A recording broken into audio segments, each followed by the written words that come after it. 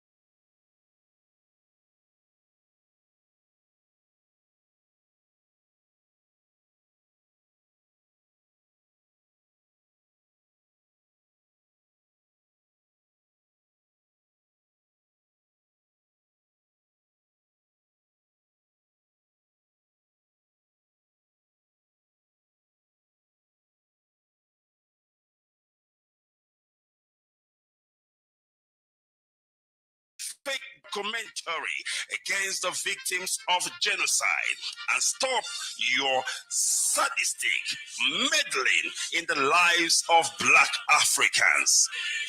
Now pay close attention.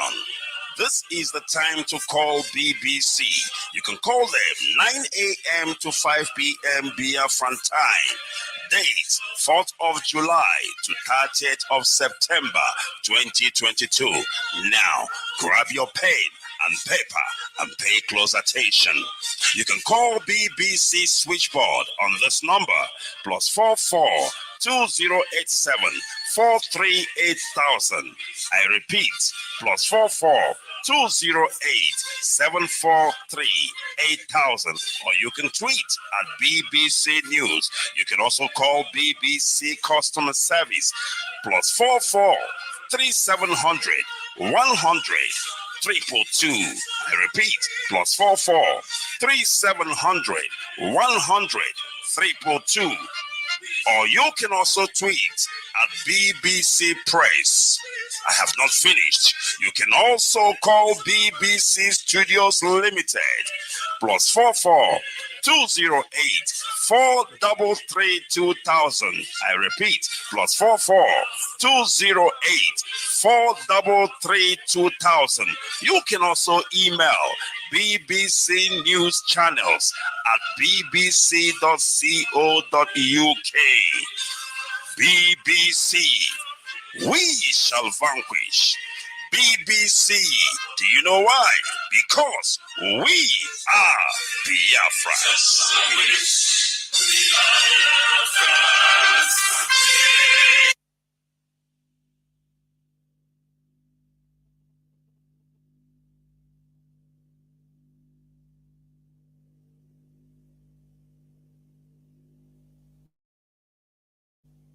Igbo ọbụla si n'ife ọchọ bụ ichi Nigeria na 2023 abụrụ onye Igbo. I'm telling you, abụrụ Igbo. Because ọma na emenye onye isi Nigeria ọ ife agwara ya ka ọ ga-eme first. O mere ya achụ anya impeach enyi ọpụba 1 month. Na o nwere ike inyere ndị Igbo aka na-abụ o soro constitution. Ọ tụrụ anyị anya achụ anya. Onye ọbụla ma na o nwere ife a ga-ejete na Nigeria ma esobe usoro constitution. Kedu maka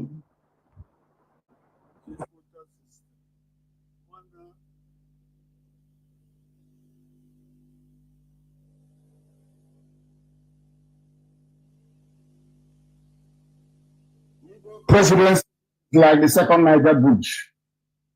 Igbo presidency is like the second Niger bridge. It will never be completed. Or maybe like Ogoni cleanup.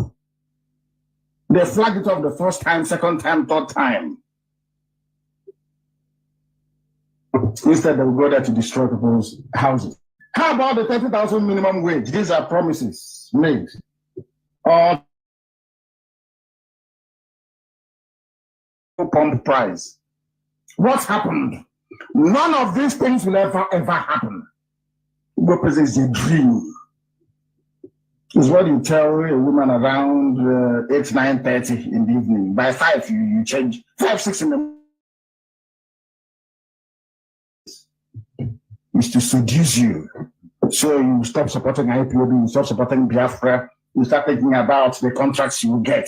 When an Igbo man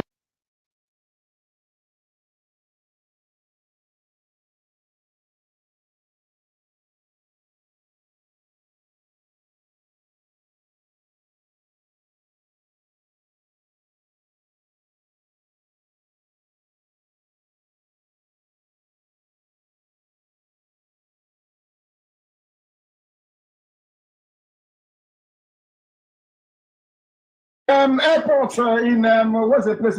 obviously will build an airport in Aguilera. Airport in Lebanon, with Chinese investors, they will build a new city in Aguilera. Whereas the one in Asaba cannot, Boeing 747 cannot land there. They say it's too small. There's no drainage. Everything is not working. A way is not working. But they plan to. Have you forgotten that Stella Odua promised us that she will build what's it called, an aircraft maintenance hangar somewhere in Obara? And I asked her, so that does it mean when the aircraft lands in Asaba, then we'll go and tow it, we'll push it to across the river? These are useless schemes. It's something as saying that the youths of today are the leaders of tomorrow. No, it will never happen. Nothing is you. These are inconsequential schemes, trivial, cooked up and designed to keep you gullible people in the zoo engaged and busy with your self-delusions. You're just insane. Insane. They're saying all these things so that when Tinubu comes, Tinubu will say, who has made the biggest noise in Igbo land? They will find them, they will give them maybe 200,000 naira. They are no longer articulating. It's now about Igbo presidents. They have no honor nor dignity. No honor and no dignity. The one they went for before has failed. Completely and totally. See how foolish they are? You don't have the 14 and Igbo, they allow you to bring your so-called Igbo president. After 2 years, they will take permission from Britain and do a coup. Is the man in Egypt not from? Is the man now leading Egypt? You claim you're an Igbo man, and they'll kill your family. And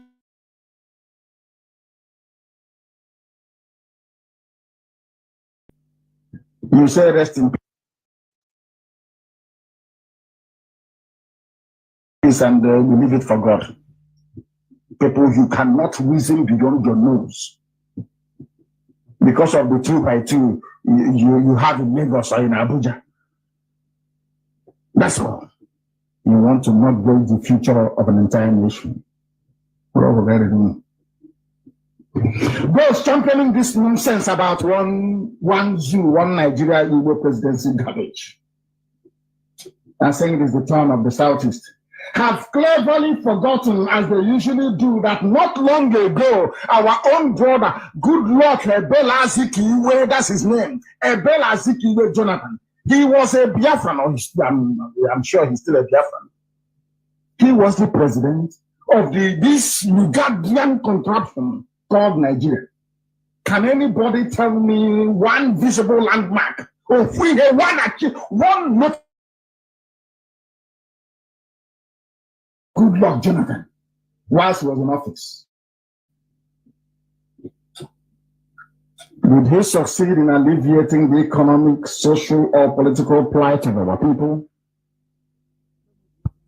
Good morning, good afternoon, good evening, and good night, great Biafrans and lovers of freedom. This is Radio Biafra Hausa service coming to you through the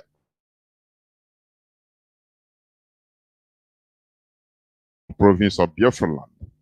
Today is the 7th day of the 7th month in the year of our Lord 2022, being Thursday.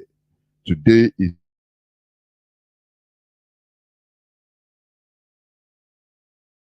welcome each and every one of you to welcome your friends and well-wishers. Please do not even deny you onto this hallowed platform, because this is where we preach enlightenment. You know, every time we hit on this word, enlightenment, because that is the key.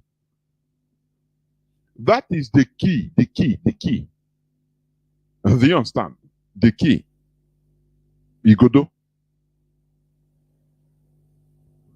Because if you are not enlightened as a people, not move forward. The difference between the developed countries and sub-Saharan Africa is enlightenment. That is the thing. Whereas Africans, sub-Saharan Africans, are busy looking for their daily bread. Daily bread. They don't care about the future of their generations. When you talk about it to somebody, will tell you, boy, how long am I? I beg, let me find what I will eat. And then when you burn them, you know, after God will take care of them. That is it. You know, the other day I said something, which is a question I used to ask. Let me put it again.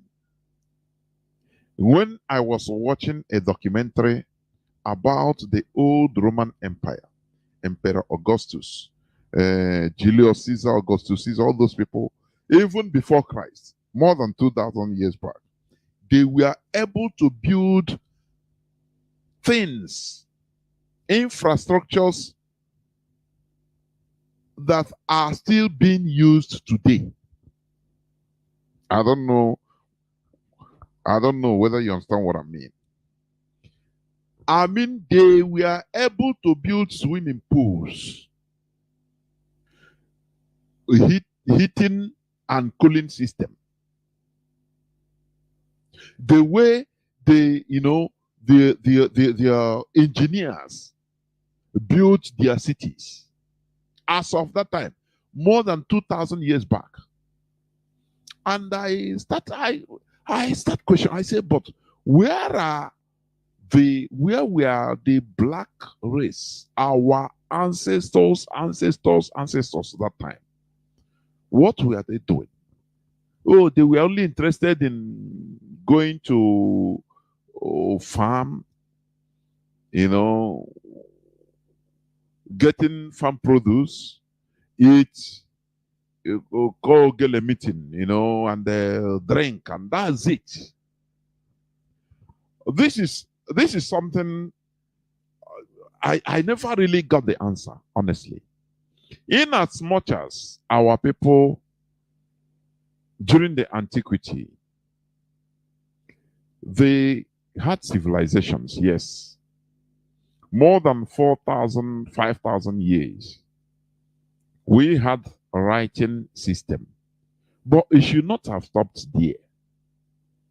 Our own way of writing, hieroglyphic, picture writing, our own Nchibiti, yes. Why don't those people plan for the future by at least thinking that, look, they have to develop with time. I studied about the old Songhai Empire, 13th, 12th century. As of that time, there was a king of Songhai, Mali Empire, to be precise. His name is just called Mansa Musa. He was one of the richest kings of his time, or of even antiquity.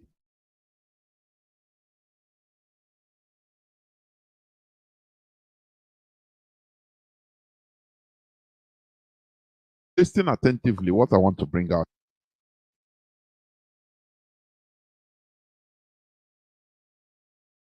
here, because it is troubling.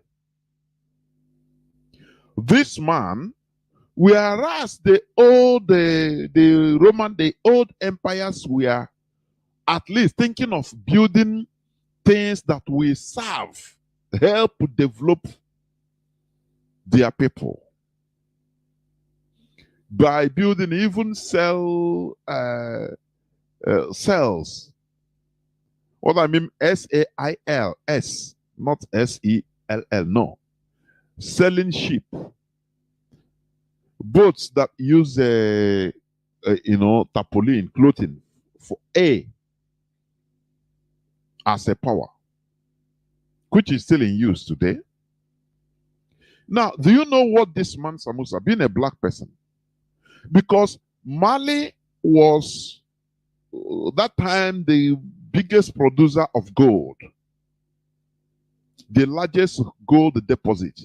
Even is still there today. Mali, you are seeing today. When they say when they come Mali, they say it's a poor country. No, they are not poor. All they have are poor management. That's it.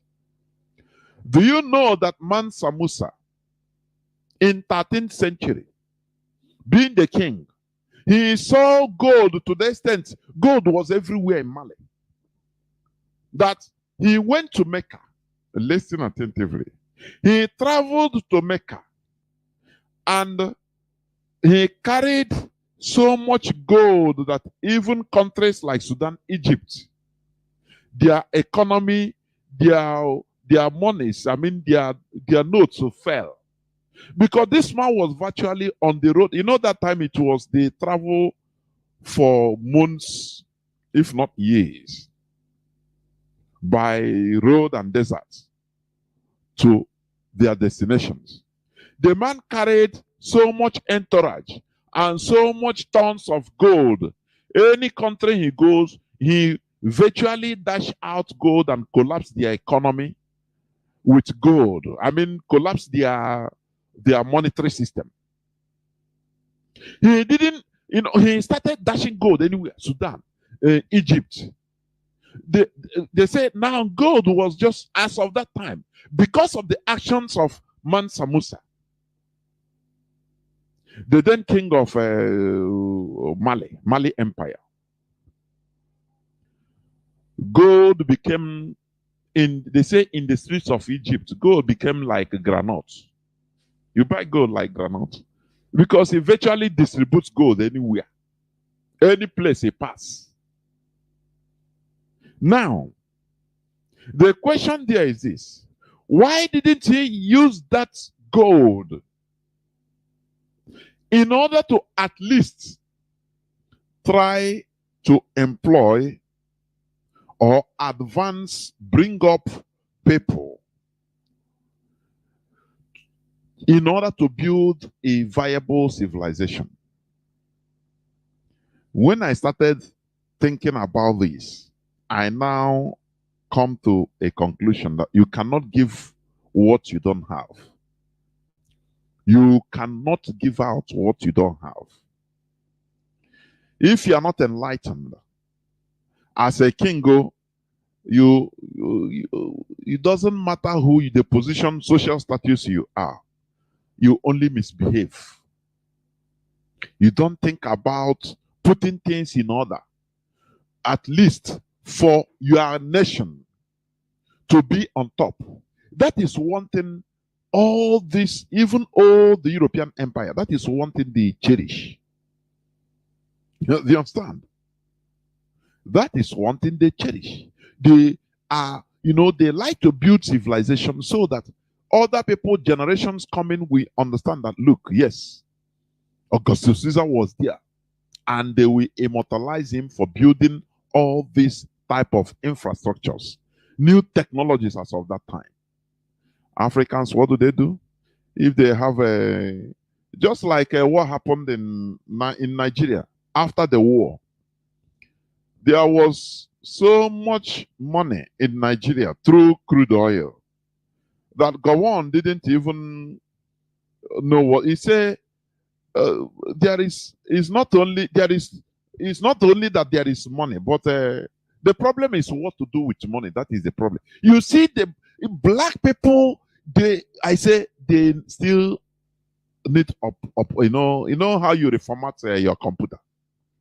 Black people still need reformatting. That is what we do here. Reformatting of your brain. Go on, or Basanjo, you say money was flowing in crude oil. So they virtually was lavishing everything. They have to organize this, is it FESTAC? Festival of Art and Culture. When you hear in Lagos, it's the FESTAC. That is where to gather the whole black race just to lavish money. They don't think about building something, empowering young engineers, young people, local scientists, in order to build something with that money to be on top, for the country to be on top. No, black man don't think about that. He thinks of let him have the whole praise, him as an individual. He has money. No, they have gold. Oh, Mansa Musa, they will praise him. Maybe we carry 1,005. Carry servants and slaves everywhere. That is the limit of black people.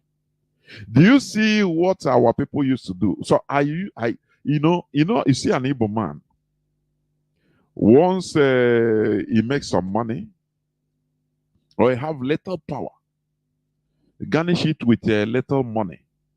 He can maybe declare drink, gather some people, pay them to gather and be giving him good, big names.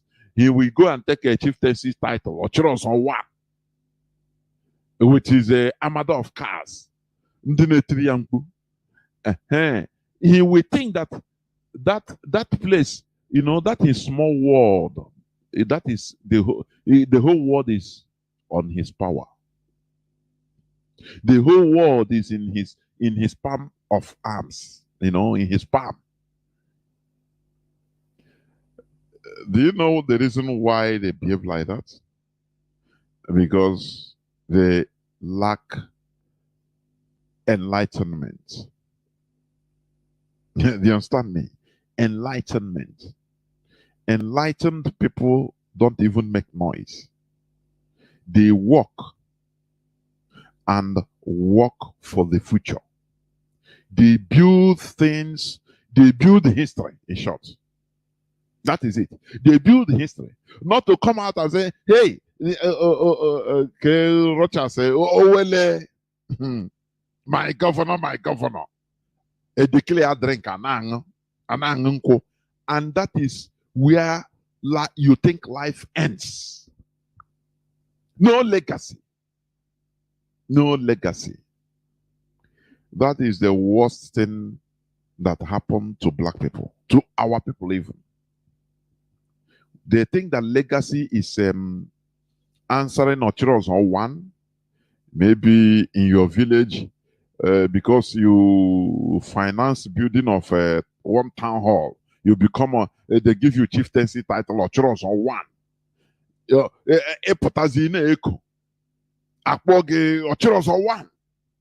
You think that is where the world ends there, in this your small world.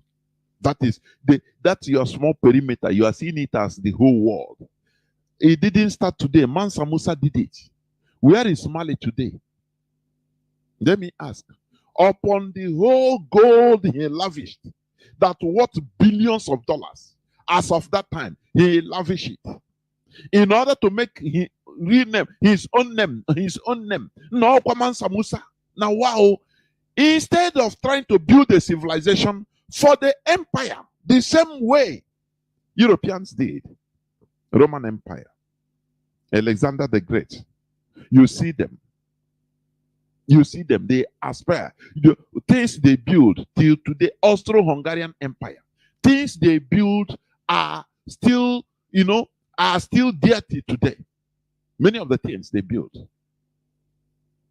The principles they discovered, they financed, discoverers, engineers, scientists, in order to work for the benefit of humanity. Do you see the difference? Black man will use that money to be for self-aggrandizement. Now, I used to ask this. All these our people now, they have billion. The other day, they donated 100 million naira to tackle insecurity in Anambra. I think I'm not against it, but wait a minute. All these talents that are lavishing in our land, you see a child of 12, 13 years, he built maybe a toy car or even a big car. He needs finance. He needs this. Natural engineers are lavishing in our land. You don't see all the so-called millionaires and billionaires investing on them privately. No. How will you invest? They will say tomorrow this one now will become something, and he will have name more than me. That is the evil, the wickedness of black people, and that is why we are at the bottom layer everywhere. Do you understand? Look at one boy one time. I think last year it was 2021. I think he's a Wari, he's a Robo Biafra from Wari. He has been building these drones, lamenting, calling for people to support him, government to give him support so that he will be, they can manufacture. This thing can be profitable. We know drones. You understand? You can use it profitable for everything. Surveillance, everything. No. Instead, in order to lavish money, they have to import drones from China, from America, from every other country. No. Instead of, supporting a local brand. No. The wickedness of black people is why black people are suffering everywhere in the world. I say everywhere in the world, they are at the bottom layer. The bottom. Do you know bottom?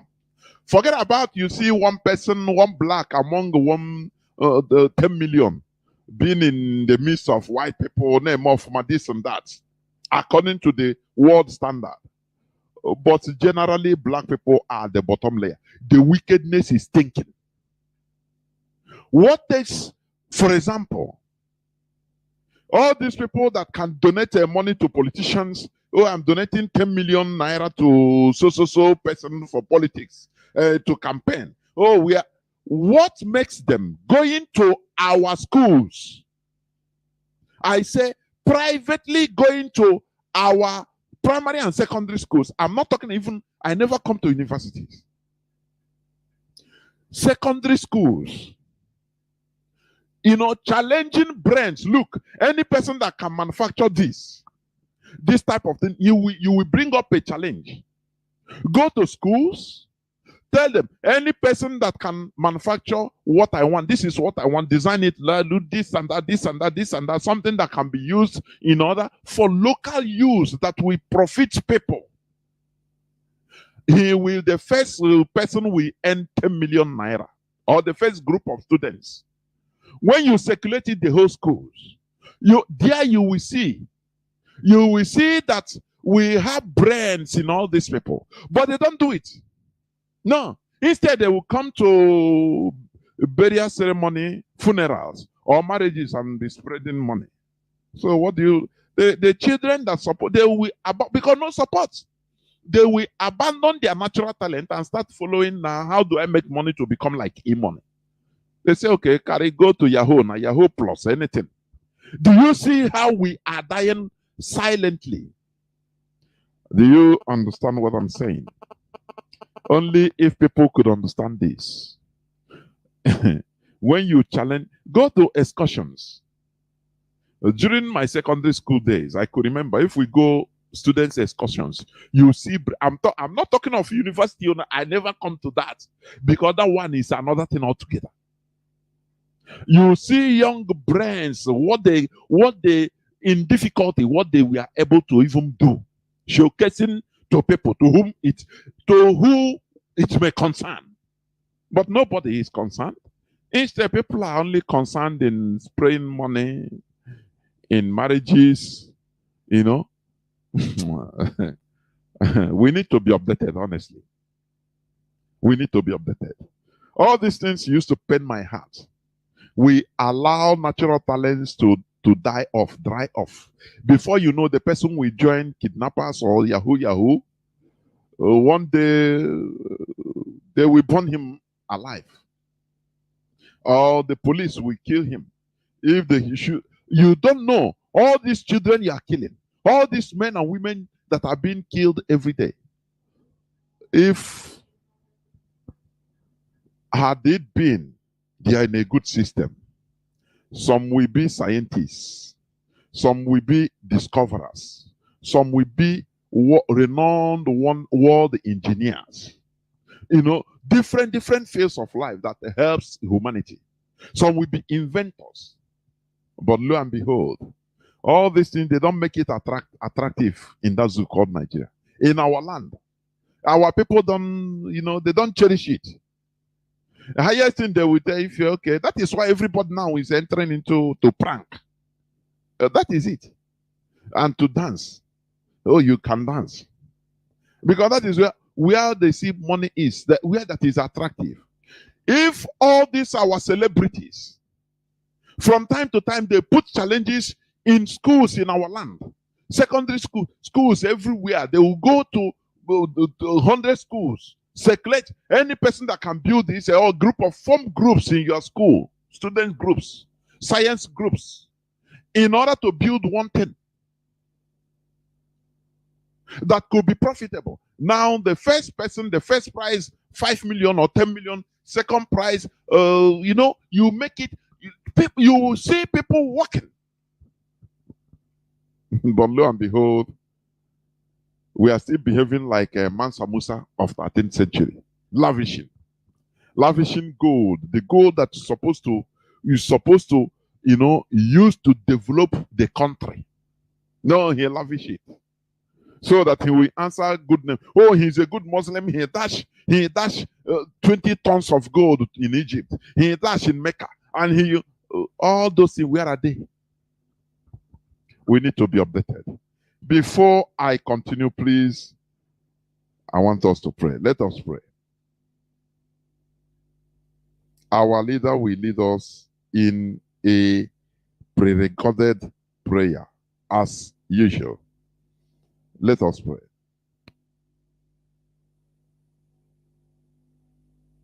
Oh, mystery God. Absolutely no mystery God.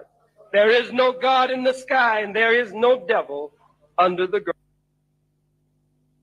I'm sorry, I put the wrong thing. I'm coming. We must pray. As long as we come on air every evening, the whole world must listen. As long as we preach this very gospel, Chukwokika Abiyama must be with us. Therefore, without any further hesitation, we must proceed to offer every prayer to Chukwu Okike Abiyama, who resided in heaven. Therefore, as we always commence, not from today, but from of old, our Father who art in heaven,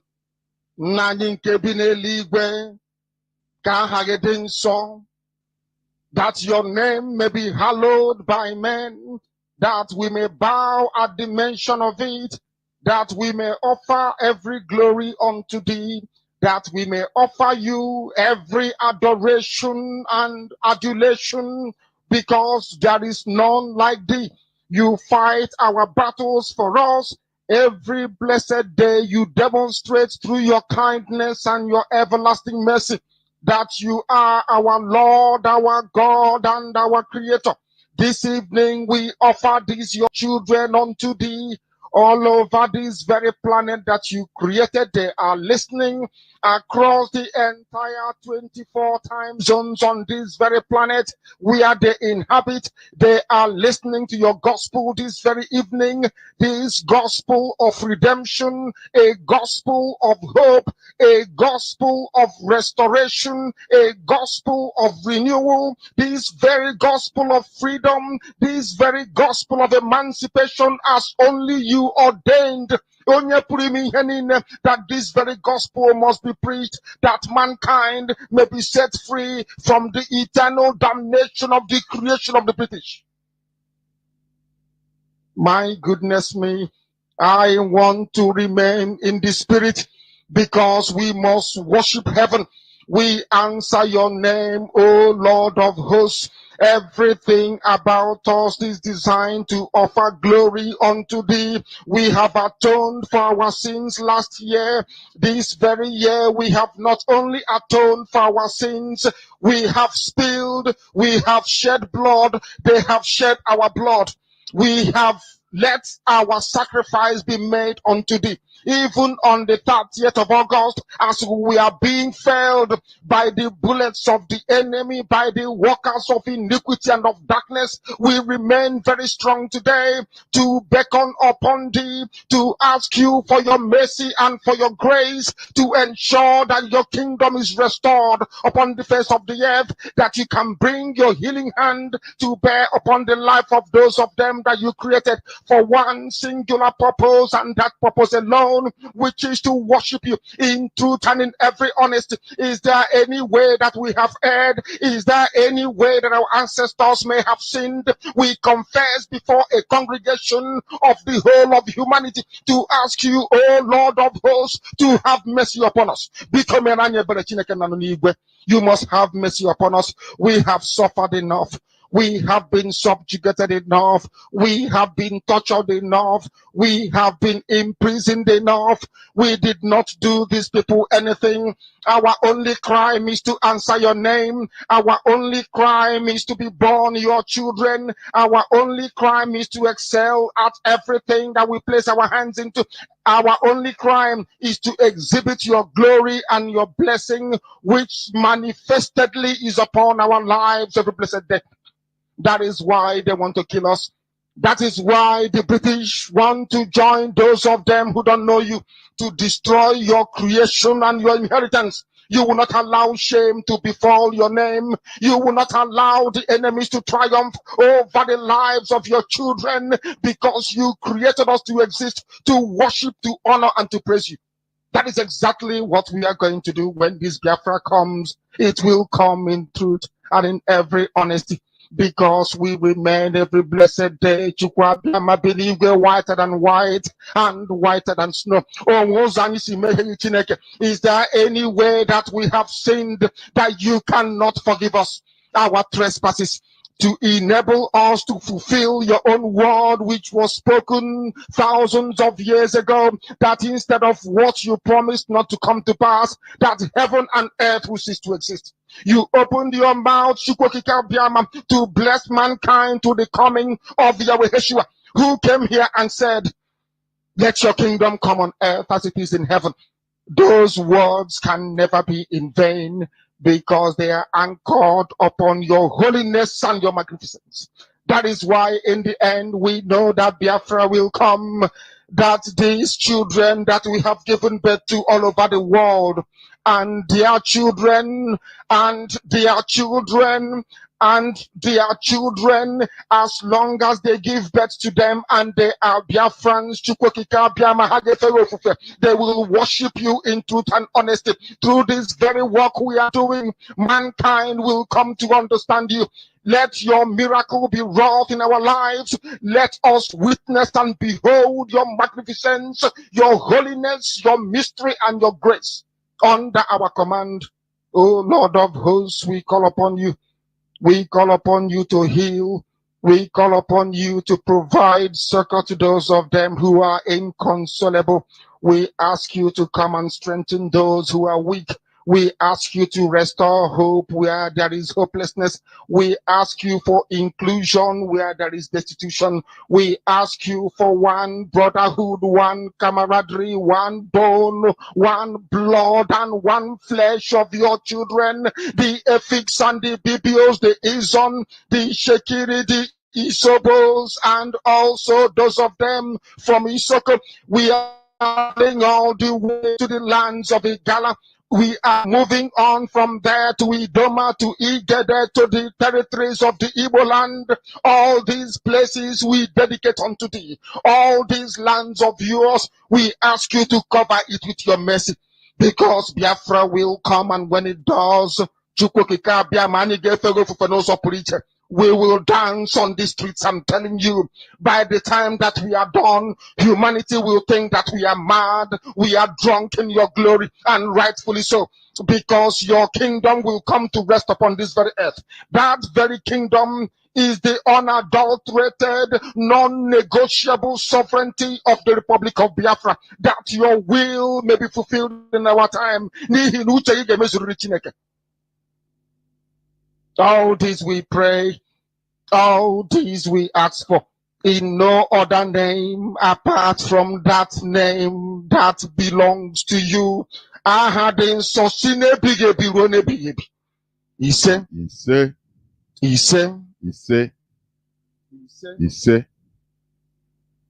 Once again, I welcome each and every one of you to today's edition of Radio Biafra Hausa service.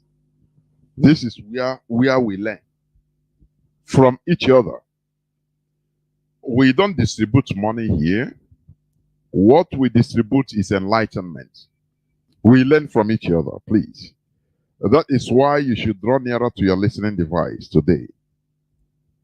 Also, do not forget that on Sunday, I'll be here in this Hello platform on an interactive session, please, with Mazi Sanworu. Therefore, as usual, prepare your questions. If possible, you can also inbox your questions beforehand on my platform, please. You can use my Facebook platform, Jonas Raphael, please, to inbox your question, because it is not every all phones, all calls are taken that day. Because every time I've realized many people want to talk. If you can also squeeze your questions so that I will read it as I'm going, I'll be reading, I'm taking calls, I'm reading questions. It will be more better and simpler. It will be on Sunday, I think the 10th of July, 2022, by 7 p.m. BT, Biafra time. Therefore, before I continue, because today I'm going to talk about on the topic that says the Nigeria reality. But before that, as usual, I will go on some news headlines, please. Also, on Saturday, I will be here with Wada Marian in order to discuss religious issue, religious matters. We don't shy away from any of these because we want our brains to be restored, mental restoration, and the physical restoration. That is it. You continue listening to this hallowed platform. Let me go on few headlines. The first headline, UK Prime Minister Boris Johnson. I used to mistake this Boris Yeltsin of Soviet Union, of Russia. But this is Boris Johnson. UK Prime Minister Boris Johnson resigns after mutiny in his party. That is today. I want people to understand what real democracy is, what politics is.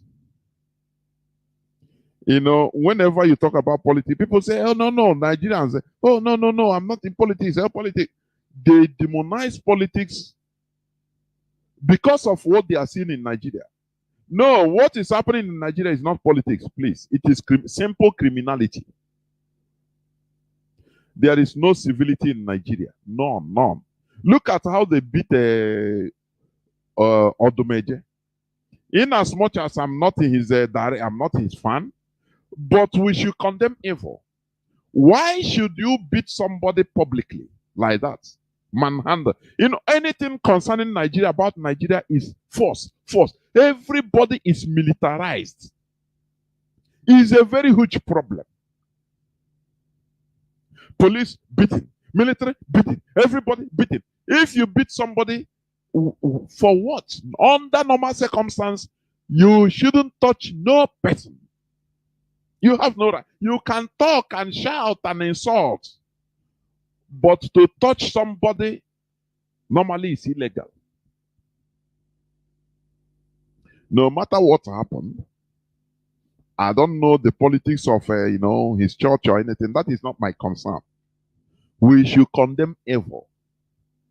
These people have no right. They have no right. It doesn't matter you like the person or we don't judge based on whether you like the victim. What we judge is this thing right or wrong? Forget about the victim. I don't like the victim. Oh, I don't know this and that. No. The issue is, why should this man be manhandled in that way? And in another way, in another sense, you see that Nigeria has happened to him. That is it. I was reading comments. You know, I like, if I go to some, I just would like to scroll comments to see what is in the mindset of people about the issue. Some we are saying that, look, the way he bulldozed our shrines in the villages, cutting trees, burning things that is demon. That is now it has happened to him. My own is this, because according to official government press release, Lulu said that he built his church on a waterway. That is, I'm not concerned about it, but the physical manhandling, that is condemnable. I'm not talking about bringing down his church or building. That is not my concern. The physical manhandling. Do you see? Civilization is still far in our land. Oh, I don't know how to express this. We are still far, very far from civilization. I'm telling you honestly. Any slightest thing is beaten. You hit somebody. For what? Because you have gun or you have little power, government power, mandate, in order to do something. Now you take it as a person you beat. No, oh, we are still stuck in Stone Age. Forget about that.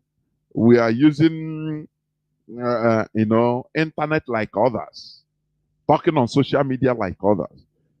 You find out that the behavior of our people, of Nigerians, they are still stuck in Stone Age.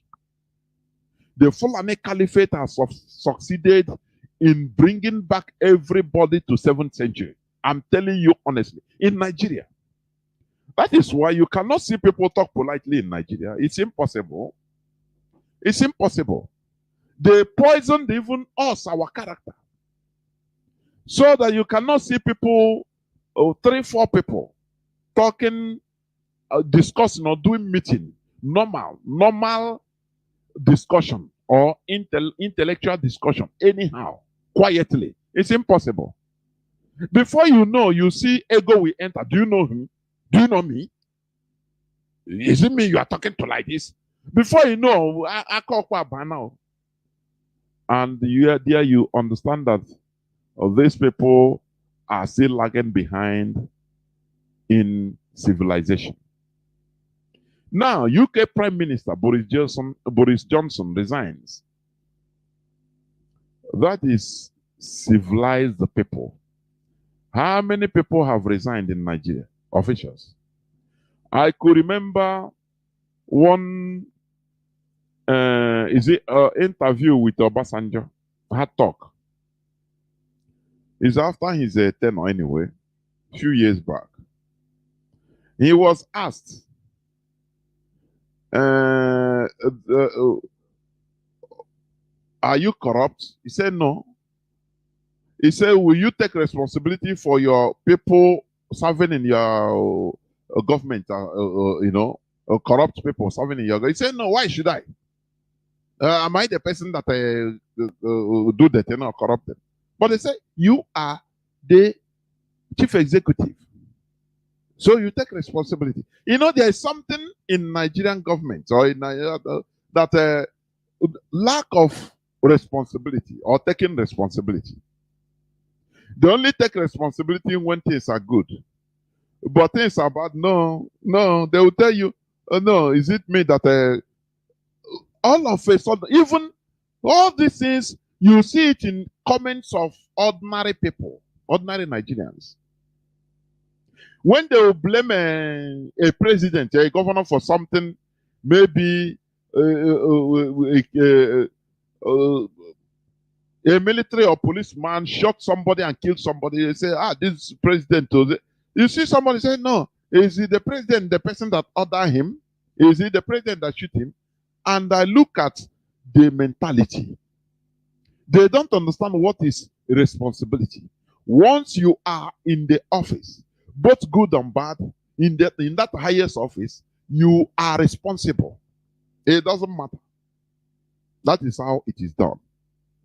Do you know the main reason Boris Johnson resigned? Because of the scandal, COVID-19 party scandal, Partygate. In 2020, while people are still on lockdown, a video, somebody showed you on one time, Boris Johnson was partying. He attended somebody's, I think, a birthday party, birthday anniversary. And they were partying, dancing. That is the only thing. The people now, there was an outcry. And today we saw, even when they voted vote of no confidence, he survived it.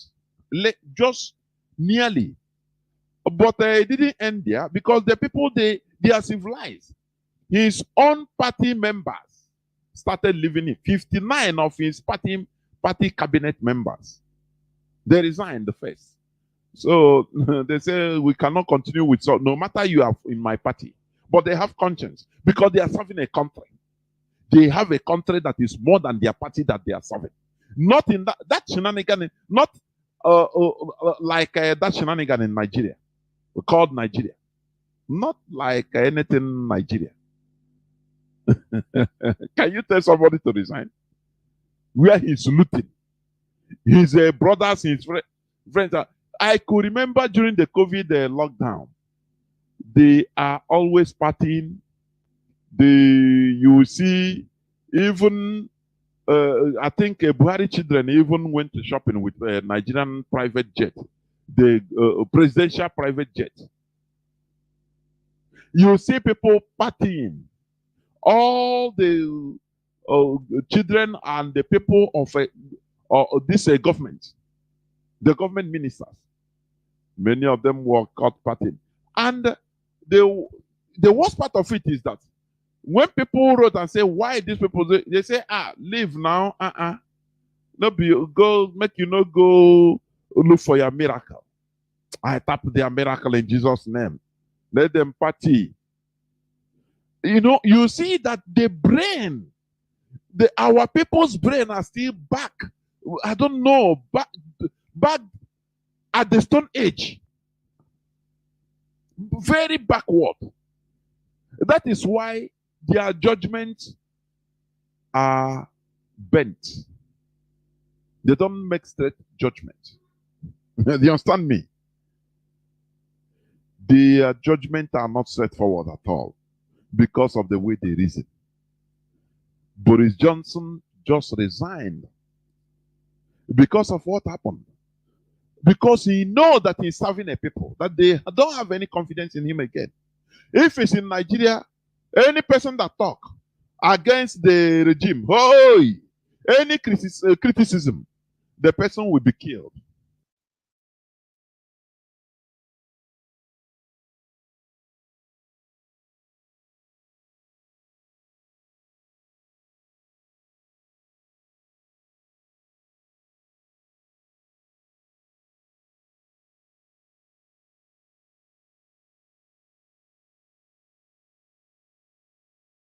That are suffering. Like the people that are slapped, that we are beating Odumeje. Very miserable set of people. When you look at them, they are miserable. Maybe you go to where they are living. Or maybe in one room that they are living, face me, I face you. You cannot even be able to sit down there if you go there. You cannot sit down. But these are the people that they always use. They become overzealous because they have little, they empower them. Do you see? It's just like when you empower a chimpanzee, carry a gun and give to him. He will not. He will shoot you. He will be trigger happy and be shooting anything on his way. That is exactly how Nigerians work, how they behave. It's very, very pathetic. Britain, United Kingdom, is where politics happens or takes place. A prime minister cannot be there that is not popular. Why?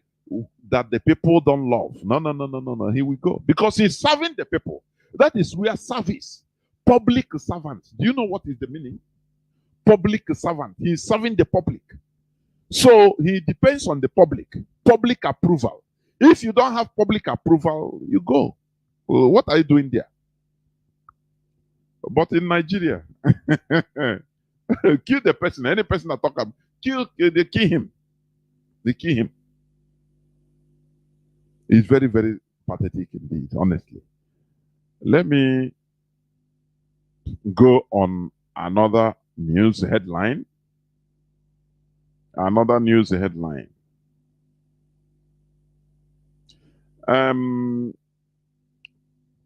Organ harvesting Ekweremadu wife to remain in prison custody as UK Attorney General consents to transfer of trial to Central Criminal Court. That is criminal court. He appeared in court today, being the 7th. And they adjourned the case till August 4th. How I wish it would have been August 2023. I'm telling you. Because these people are evil. What baffles me is this. You see people that are trying to demonize the young man. The way people reason is fundamentally flawed. Our leaders have tried to correct this. They say, this man, this boy self, how he not talk through. He just go there to use this and that. And just imagine a poor boy like that, 21 years old, doing his day job. Somebody that, had it been, if not for the failure of the system, which is caused by people like Ekweremadu and co, he wouldn't be doing Kimbom. Because he said he was in where he was doing Kimbom. And people came and told him that you want to travel, okay, I do this. Imagine, in Nigeria of today, just imagine. Any person you promise, I will take you to London, make visa for you, you don't pay I'll pay your ticket, everything. Only if you go there, you donate your kidney. Tell the person there in Nigeria, he will agree. He will say even, I will donate the 2, don't worry. Because everybody wants to run away from Nigeria. So these people that are causing the mayhem, that are causing the failure, now they make things, impoverish everybody so that things will be cheaper for them. I could remember when our leader said something. He hinted on something. He said, why the caliphate? Why the caliphate is impoverishing everybody? So that women, Igbo girls will be cheap. Do you understand? When they make everything, as everything is hard, you school, you will not have job.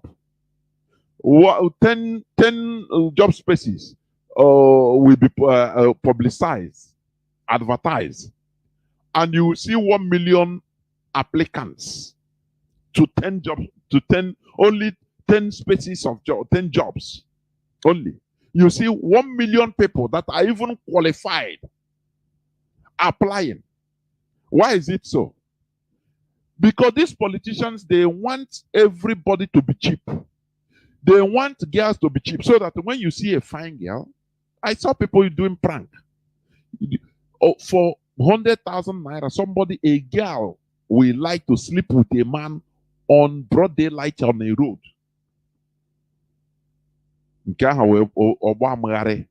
I'm telling you honestly, this is what the Nigeria system has made us to be. Now, Ekweremadu now, he will scavenge for the best kidney because people are cheap, no job. You promise somebody, I will take you to London, but you will donate kidney to my daughter. Or will the person disagree? They will tell you one kidney, the other one you survive. They will give you medical, give you money, give you all. Do you mind yourself staying in London? What will you say? For people, they blame the boy. If it is you, would you agree? Do you know that it is exploitation? Do you understand that? You are not doing it because the person is not doing it because he wants to do it, but condition puts him, so he must agree. And he never knew if he disagreed to a person like a Ekweremadu, they will carry him and kill him in a bush and he'll harvest the organ anyway. So it's better for him to agree to reach London. Do you see that? For people that are blaming the poor boy, for goodness sake. How I wish that Ekweremadu with his daughter, with all of them, will perish and will not see the light of the day. How I wish so. It's my wish. Because these are evil people. The person they take him to United Kingdom just to exploit him is somebody's son, somebody's dear son. These demons in our land we call politicians, they don't have conscience. Why can't a Ekweremadu, at least he can go to India and pay more higher price and buy kidney, suitable kidney for the daughter? For people, for people that have no conscience, for people that are, I don't know, monkeys. I call them monkeys. Simple. Because they don't have a human brain. What is there? They just have human face. But inside they are just ordinary animal. You don't know what is exploitation. Go to the streets in our land and any boy or girl you see, tell him, I'm taking you out. I want to take you to even Dubai. I will pay, I will do everything. Anything you want, he will give you. If you take anything you want, he will give you. That is how sad it is. How bad it has become. That is, the United Kingdom, their courts, they are not as corrupt as their government. They are looking the thing, the scenario is there. Okay, this boy, because people were making brouhaha about the age. He was 15 years. Even if he was 40, even if he's 40, it doesn't matter. He is being exploited. That is the point the British court is trying to make, because they saw the scenario. To bring this poor person, to promise him to buy somebody that never entered flight before. Now, all of a sudden, he will go to England. And the condition, you will donate your kidney, and they carry him to go to medical examination in Nigeria to ascertain that his kidney can work. I say yes. He will agree on any condition. Say, let me go there first. I like that boy, honestly. I like him for the courage he has in order to denounce. Ndia need, because if the boy, had it been the boy did maybe agree, and in Nigeria, after he disagreed, say, no, I changed my mind, I'm no more going in Nigeria. They will carry him and slaughter him. When they slaughter him, they will remove the kidney. When they remove the kidney, they will burn him alive and say that he's an armed robber. And you, that is a demon blaming him, will come and say, hey, now wow, all these armed robbers. You don't know what happened. That is why anything that comes out from the Nigerian politicians, the Nigerian government, the Nigerian police, the Nigerian army, you are seeing it out. They are showing you this is what happened. It is live from the pit of hell. I know that right from time. They lie. When you listen to them in Chinese television, in NTA, that is lie. They give you what they want you to believe. Finish. For them to continue in their demonic activities. That is the thing. So, Ekweremadu's case with Beatrice Ekweremadu, they say he faces a charge of conspiracy to arrange or facilitate the travel of another person for exploitation under Modern Slavery Act 2015. That is what Britain. Britico. They don't reason like you because they don't reason like you. And that is why they are using the caliphate in order to subjugate everybody. Because they reason in advance. You are talking of, hey, carry this boy. Why this boy? They know the situation. They understand why the boy even agreed. It's exploitation. It's not only they say, charge the conspiracy to arrange or facilitate the travel of another person. It doesn't necessarily mean minor, even if a major, because of his situation. That is pure exploitation.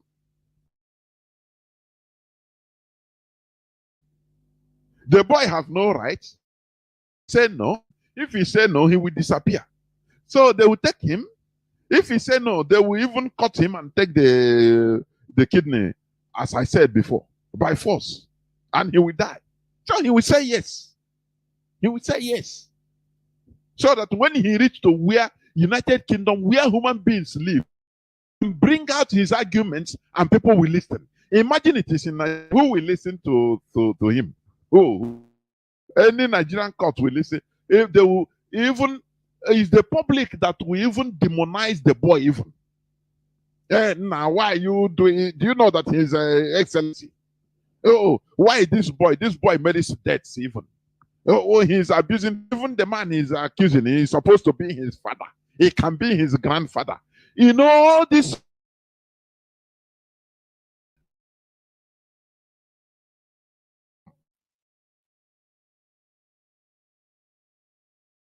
Eating everybody. Oh, why is he insulting the Ekwereman, his father even? Put it in that way in order to bring out sentiments. Only sentiments. Sentiments. So why AJ rigging a church? Because you are a sentimental animal. They carry you in sentiments. Do you understand? No reason straight. This one is, why are you insulting him? Why is this boy accusing this man like this now?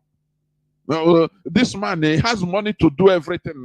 I am imagine it is in Nigeria. The boy cannot talk. Even if he ventures to talk and speak out, there you see people abusing him. But thank God he's in the United Kingdom. We are real Homo sapiens. Homo sapiens live. We are the reason. So they are charging this man for exploitation. And that is exactly what it is. Nothing more. Carry it here and there. That is, he's cooling off in a jail. Although that place is a paradise compared to the zoo. You know. So to July 4th. And they deny him bail. They say he will be there. It doesn't matter what happened.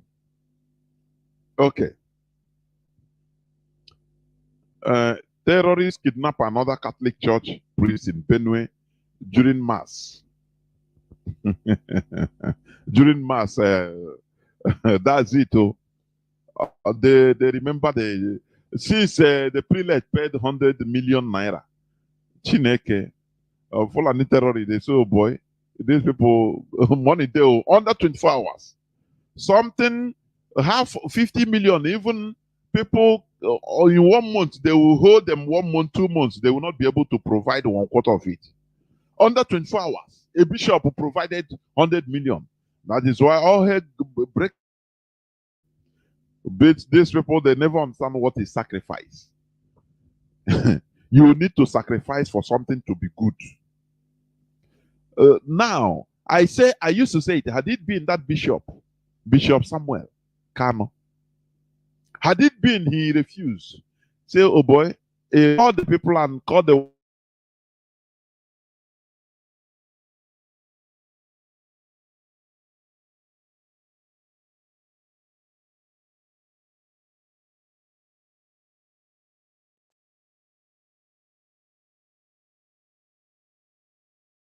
other people. No person, we don't pay ransom. I give my life. Finish. They will never touch another priest. Never. Even if they kill him, they will never touch another priest. Because they say this, they will say, Nandia, one day, bad market, a bad market they be. So don't touch them. Do you see where even it is written in Bible that he who loses his life will have it?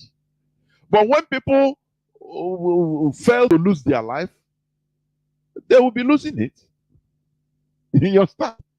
They refuse to lose their life. Now many people will be losing life. Somebody would have lost one and save others. Now no more. Every other people will be dying. That's it. Okay. Now I come to the Kuje prison attack by the Fulani they call bandit. This is laughable. These are Nigeria. The caliphate is playing comedy. You know, there is something our leader called kite flying. Kite flying. They will try one thing to check reaction and to divert attentions. And that is why, thank God, IPOB released a press statement, which I will read. Now, when I read it, when I finish reading it, I will analyze it before going to the subject matter of today.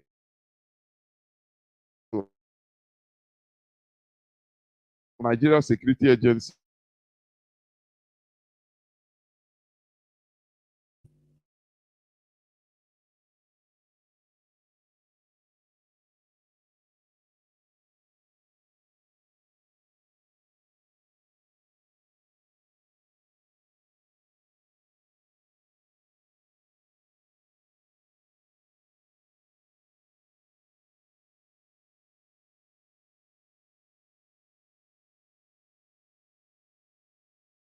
our great leader, Mazi Kano, wished to draw world attention to the Nigerian government and its security agencies, especially the Army and DSS agents' instruction, bandits rampage the north to attack the Kuje Correctional Center in Abuja. The Nigeria security agencies, especially the military and DSS agents, in a covert action, detailing a systematic strategy to eliminate IPOB members detained in Kuje prison. And yesterday's attack has confirmed our earlier intel. We want to let the world know that IPOB members were profiled and detained in Kuje prison yards for simply being persons indigenous to Biafra and of Igbo race.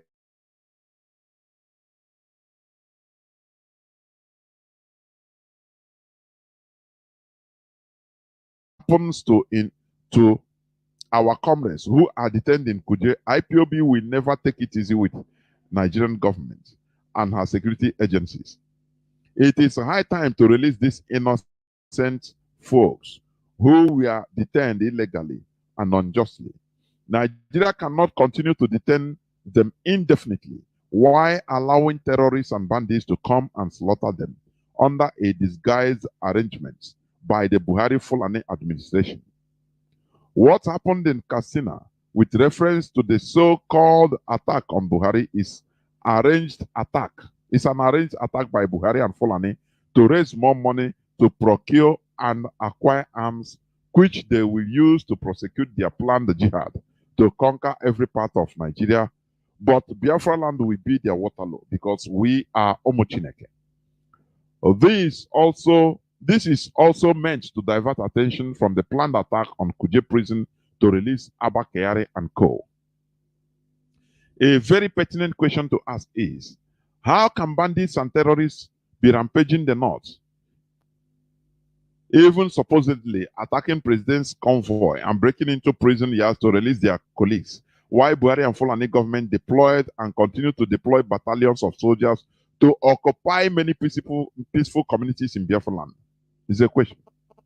The international community must watch and pay attention to the Nigeria government and its Fulani Islamization and Fulanization agenda. We want everybody to understand that the reality of the Fulani agenda to Fulanize Nigeria is around the corner. All Fulani calculated plans, is to attack our leader Mazi Nnamdi Kanu in DSS custody. It's been done with the full collaboration with the DSS. Our intelligence unit uncovered the Fulani evil plan against our leader. Therefore, we are demanding that our leader Mazi Nnamdi Kanu be transferred immediately to a prison in the eastern region for his safety. Because if anything untoward happens to him, Nigeria will see and feel total and consuming madness even after the Biafran nation's freedom is fully achieved. They will never have peace. Kuje prison attack was planned with full knowledge of the security agencies. The question the world should ask Nigerian military is why bandits and terrorists did operation for more than 4 hours in the country's capital. Nigeria government and its security agencies did not show up until they finished their attack. We are demanding for the unconditional release of our leader or for him to be transferred to a prison in the east. Our leader is not safe in Abuja. The impostor president is aware of what happened in Katsina and Kuje prison yesterday. The next attack is DSS, and their singular target is always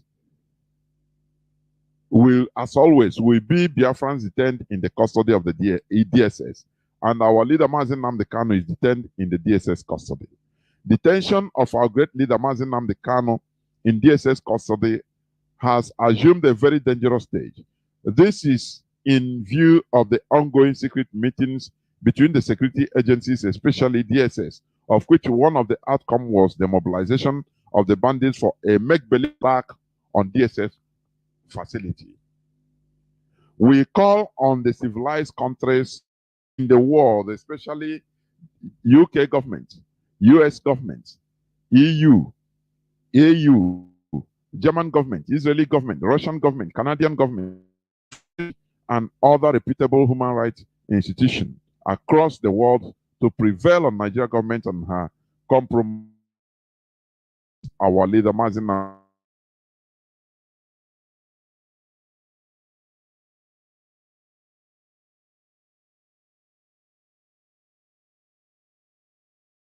the consequences is better not imagined. Comrade Emma Powerful, Media and Publicity Secretary for the indigenous people of Biafra. Now, let's learn to you more.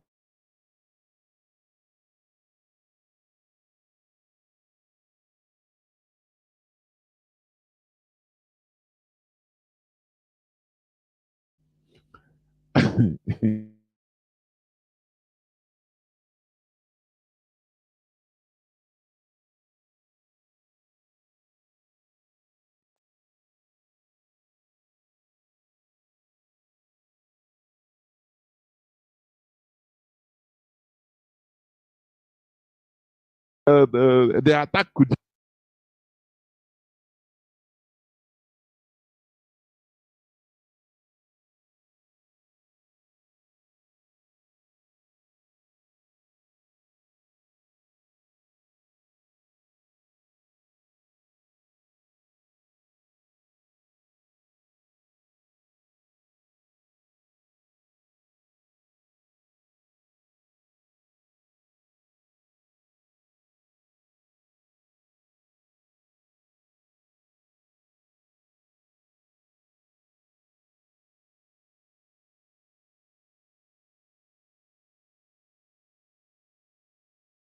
like. But it's later on you will try to understand. That is why they say, obey before complain. Do you understand?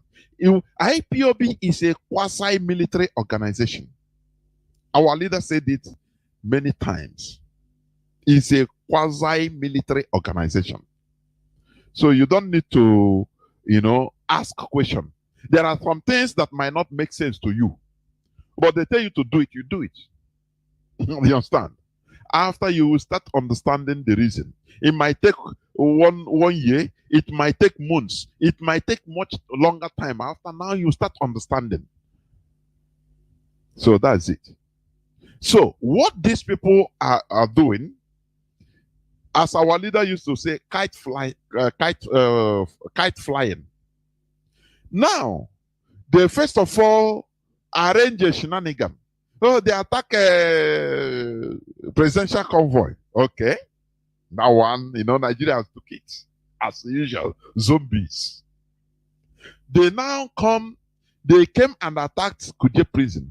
Do you know how many people involved? The so-called bandits. These are Fulani terrorists. They now nickname them bandits in order to hide the fact that they are Fulani. They say more than 1,000 motorcycles, more than 1,000 people on motorbikes. Do you know motorcycle? It has engine. Do you know the movement of 1,000 people? What it means? No. Even I wrote it on my timeline, Facebook. Does Nigerians think at all? Do you know when 1,000 people are moving, even without a motor, just ordinary marching? Now, talk less of all of them carry motorcycles. The noise can reach kilometers. But Nigeria, and they will travel many kilometers. The Nigerian army don't intercept them. They pass villages, they pass towns, no interception. And you're telling me that Nigerians are okay. That's why I say we make them to try to appeal to them to reason. That brain they have is not for fancy. It is to think, to reason. Imagine one time when also one massacre. These people, they say the bandits, they came on more than 500 motorcycles, right from whether they say they passed Jos, enter Benue, from Benue now down to Enugu. No interception from Nigerian military, and they came to Uzowani, they massacred, and they went free. Nigerian military didn't see them. The DSS didn't see them. No police checkpoint is localized them. The same thing now happened. And they came, and the time they came was 24 hours before they came. They removed the soldiers that were protecting there. They removed them. And you are telling me that it just happened. Don't you see the comedy, the Nigerian comedy, the caliphate comedy is too rudimentary, too elementary. That is why if Nigerians don't understand it, I blame them. I blame them. It's the brain. For 1,000 people, more than 1,000 people moving on motorcycles, nobody saw them. Now they came, they attack. More than 3 to 4 hours, they break everywhere in Kuje prison. No intervention. In the heart of Abuja, in Nigeria, in the central part of Nigeria. Abuja is in the central part of Nigeria, not even in the north. Do you understand? Do you know that when you hear a terrorist attack, Fulani attack in Mali, in Burkina Faso, they never near capital. They only attack in the border areas. Go and make your researches. What I'm telling you, it is factual.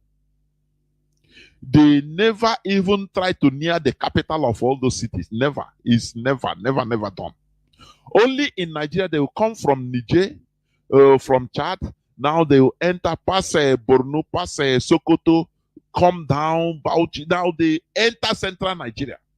And they even come down to south to attack in Owo, in Ondo. And no person see them. Now, do you know why they are doing all these things? Their target is DSS. So that tomorrow when they attack DSS facility, now they will tell you, they will refer anyway, they have to attack even presidential convoy. Now, wow. Because I'm telling you how Nigerians reason. That is why the Fulani have upper hand. Because they master your way of reason. Very short way of thinking. Myopic or myopism. Now they will come and say, anyway, let us not publicize this. Let us unite in one Nigeria in order to fight these people. After all, last time these terrorists attacked even a whole presidential guard or presidential convoy. It is that time they will tell you how many people they killed, even nearly they killed the president. So why is this one particular one so different? After all, they attacked Kuje prison. People escaped. So why should this one be different? Do not be tribalistic too much. Igbos are tribalistic.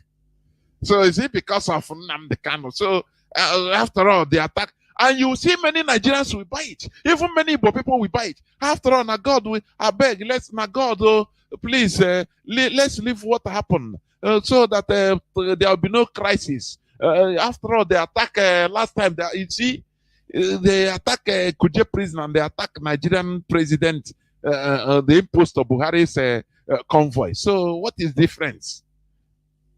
That is the way Nigerians reason. But we are IPOB. That is why we want the Nigerian government. It is not business as usual.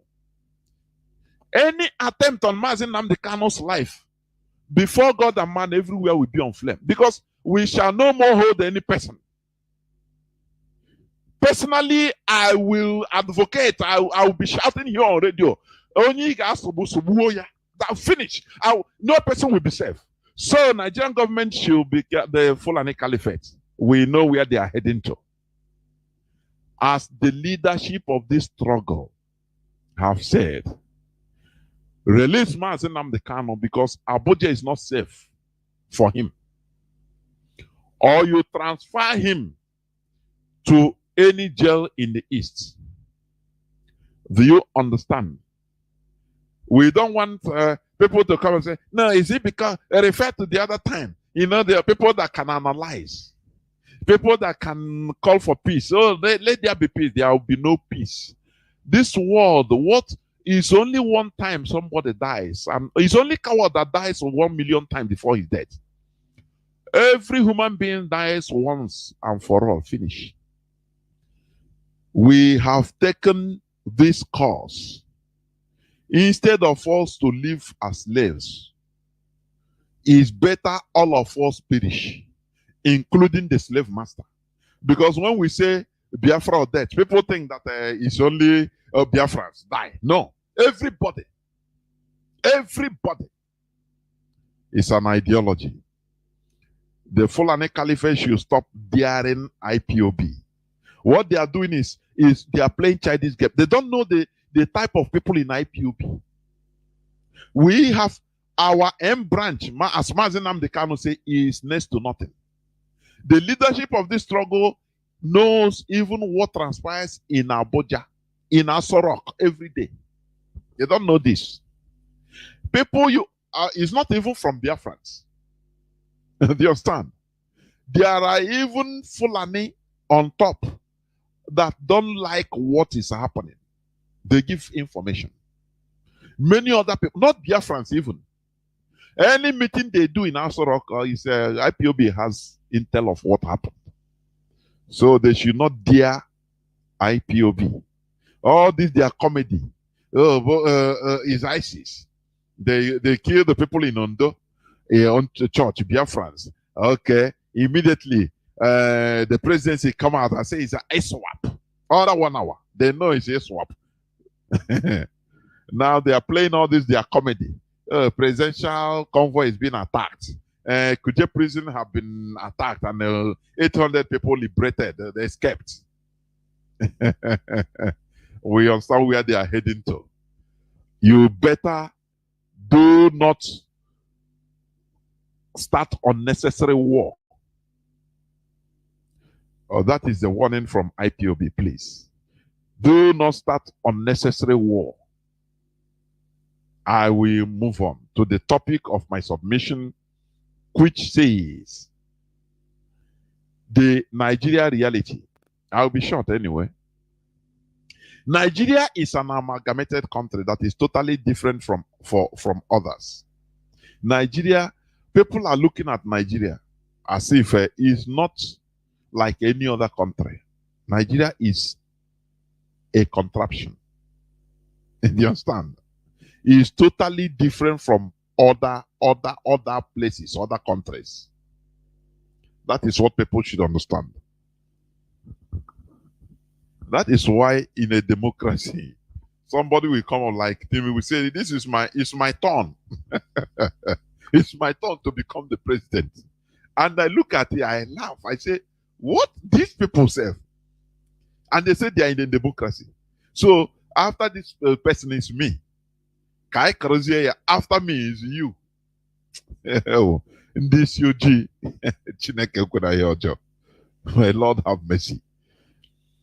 Nigeria is a place where the Fulani Caliphate instituted the biggest caliphate, called the Sokoto Caliphate, in their history, and is eager to retain dominance over other indigenous people. That is Nigeria. In the whole of Africa, the Sokoto Caliphate is the biggest caliphate instituted by the Fulani Ottoman Fodi. That is why they don't joke with it. Do you understand me? That is why they now put it that Allah has given Nigeria to them. I want people to understand it. It became their ideology. They preach it in their mosque. They preach it in their homes. That after all, every Fulani anywhere from Sudan to Mali to Senegal to anywhere, that Nigeria is their own.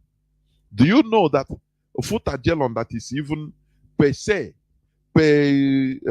according to statistics, the Fulani are more in number as a tribe, a major tribe in Guinea.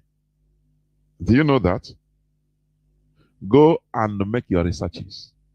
Fulani are more than other ethnic groups. They are a major tribe in Guinea, but they don't smell power because the people there understood them. Long time they fought series of jihadi wars with the Jalonkes, the Susu. Now they understood. Do you understand? But the problem we have in our land is that we never met with these people until recently, until the time of colonization. Whereas these other people, where you see like in Guinea, they have seen these people for so long. They fought wars with them and they know them. In our own, we didn't understand them. We never meet with them. That is why Azikiwe thought that he can maneuver these people, that they don't know anything, that they are just simple cattle headers. Anything Britain talks, say, I beg, I agree, make on the come out first.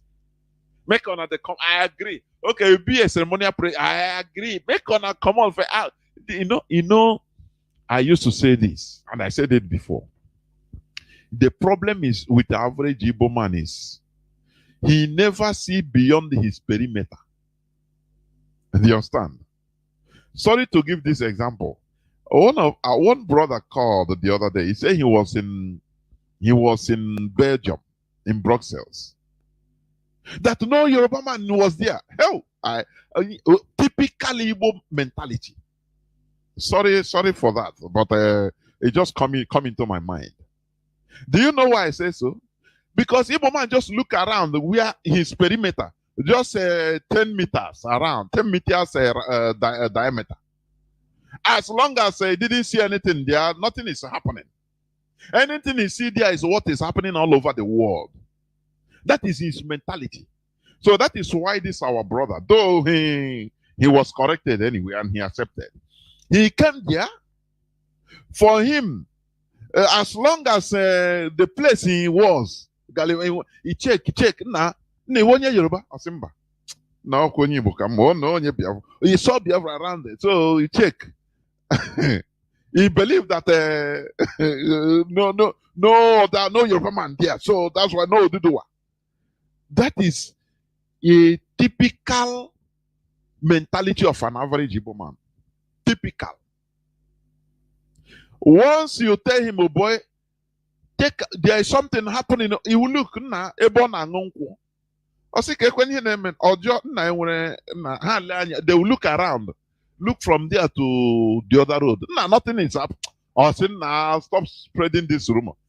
I do on ground. You wait there up now. Got to tell me say something is happening. You know what people they know how to do. And now we do on ground. Now we do on ground.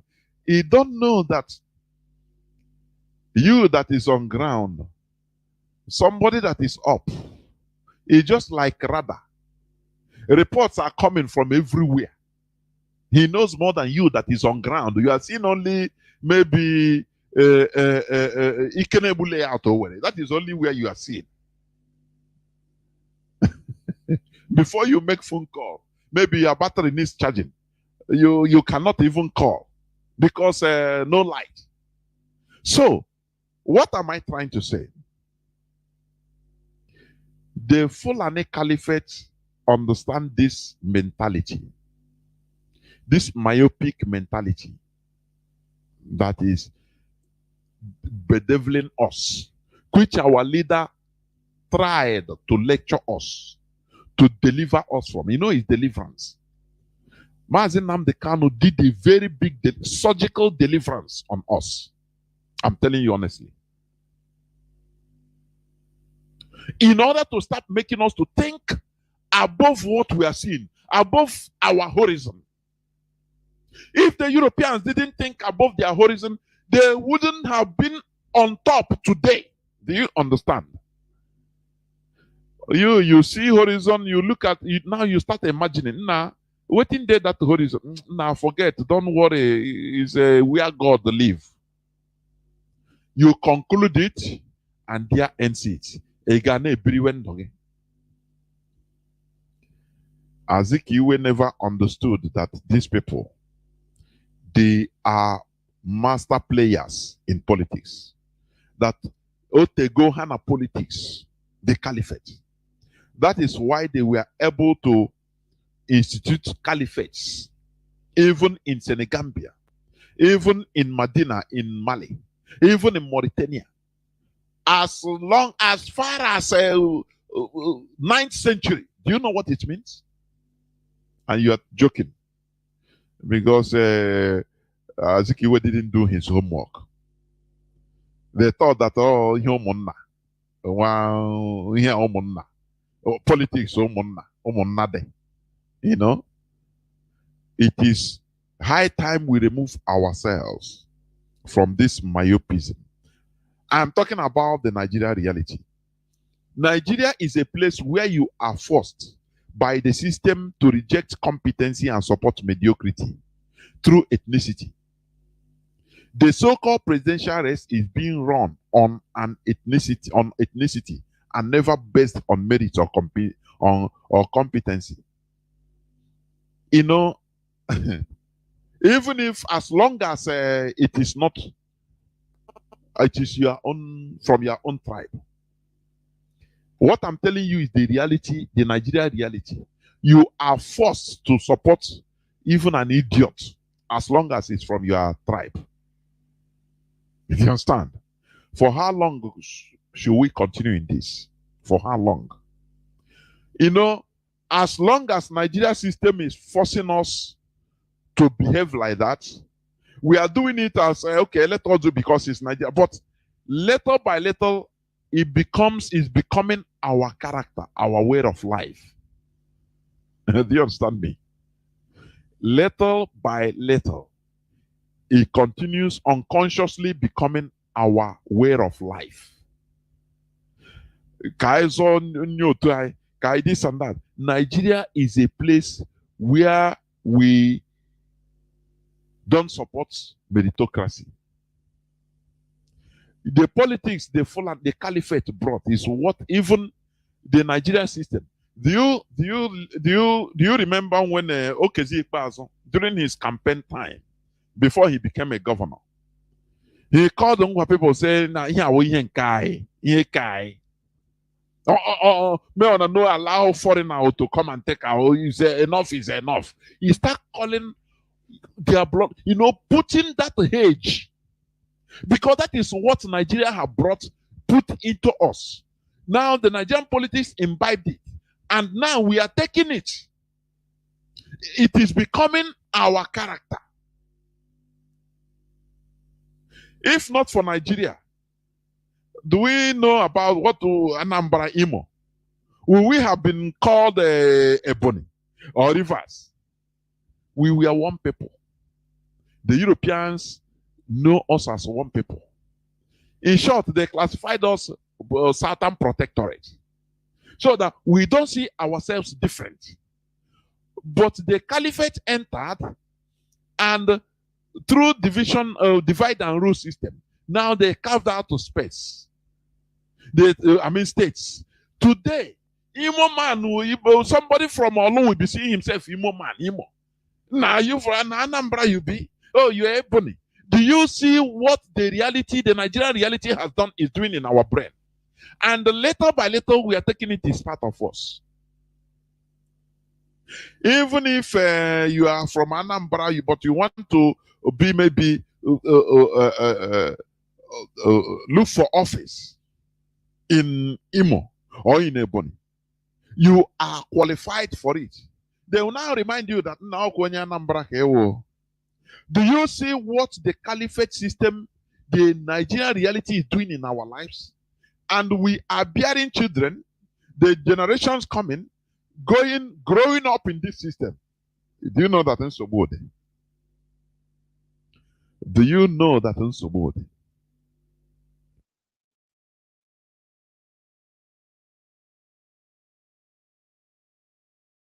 Let me ask, before the war, does any person, I wasn't born that time anyway, but my father is still alive.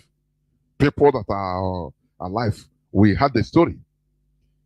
Did any person see himself as an Anambra person or Imo person before the war?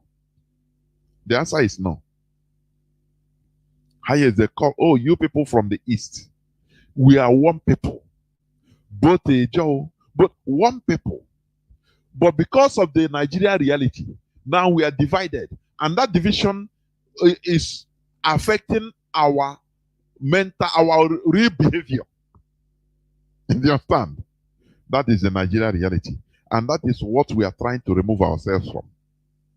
Otherwise, they will become destroyed. They will destroy us under Nigeria.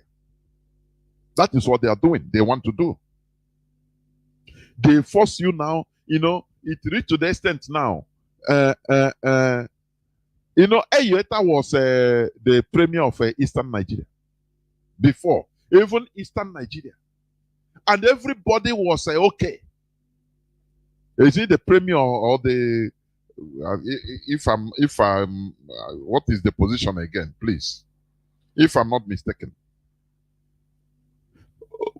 But no person saw him as a now Kwenye Calabar, now Kwenye is from Eja, is from this, is from that. No. It's only the Nigerian reality that started putting all these pieces, dividing us in pieces, making us now to see ourselves as Ndi Anambra, Ndi Imo, Ndi Ebonyi. We are from Bayelsa. Names that even strange names started coming into being. And we are now seeing ourselves like that. What a pity. What a pity. I'm talking about the Nigeria reality. Why many others are dealing with Nigeria with reserve? The sad part of it is that Biafrans are the ones deceived by their political elites to totally believe and swallow Nigeria hook, line, and sinker as their only country without reserve. Do you understand? That is why they are the ones developing everywhere with the false hope that Nigeria is our collective country. But by now, we should learn and understand that we have been totally wrong all the while. They allow you go, they call us, oh, you are the cement that, you are the cement that gummed the block of Nigeria. What an insult. They use us as a hostage. That is why anything that happens, they say, look, you see in the north, You people are the ones that owns everything.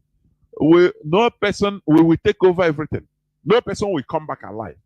They use it as a leverage all the time, as a scandal, in order to continue holding us hostage.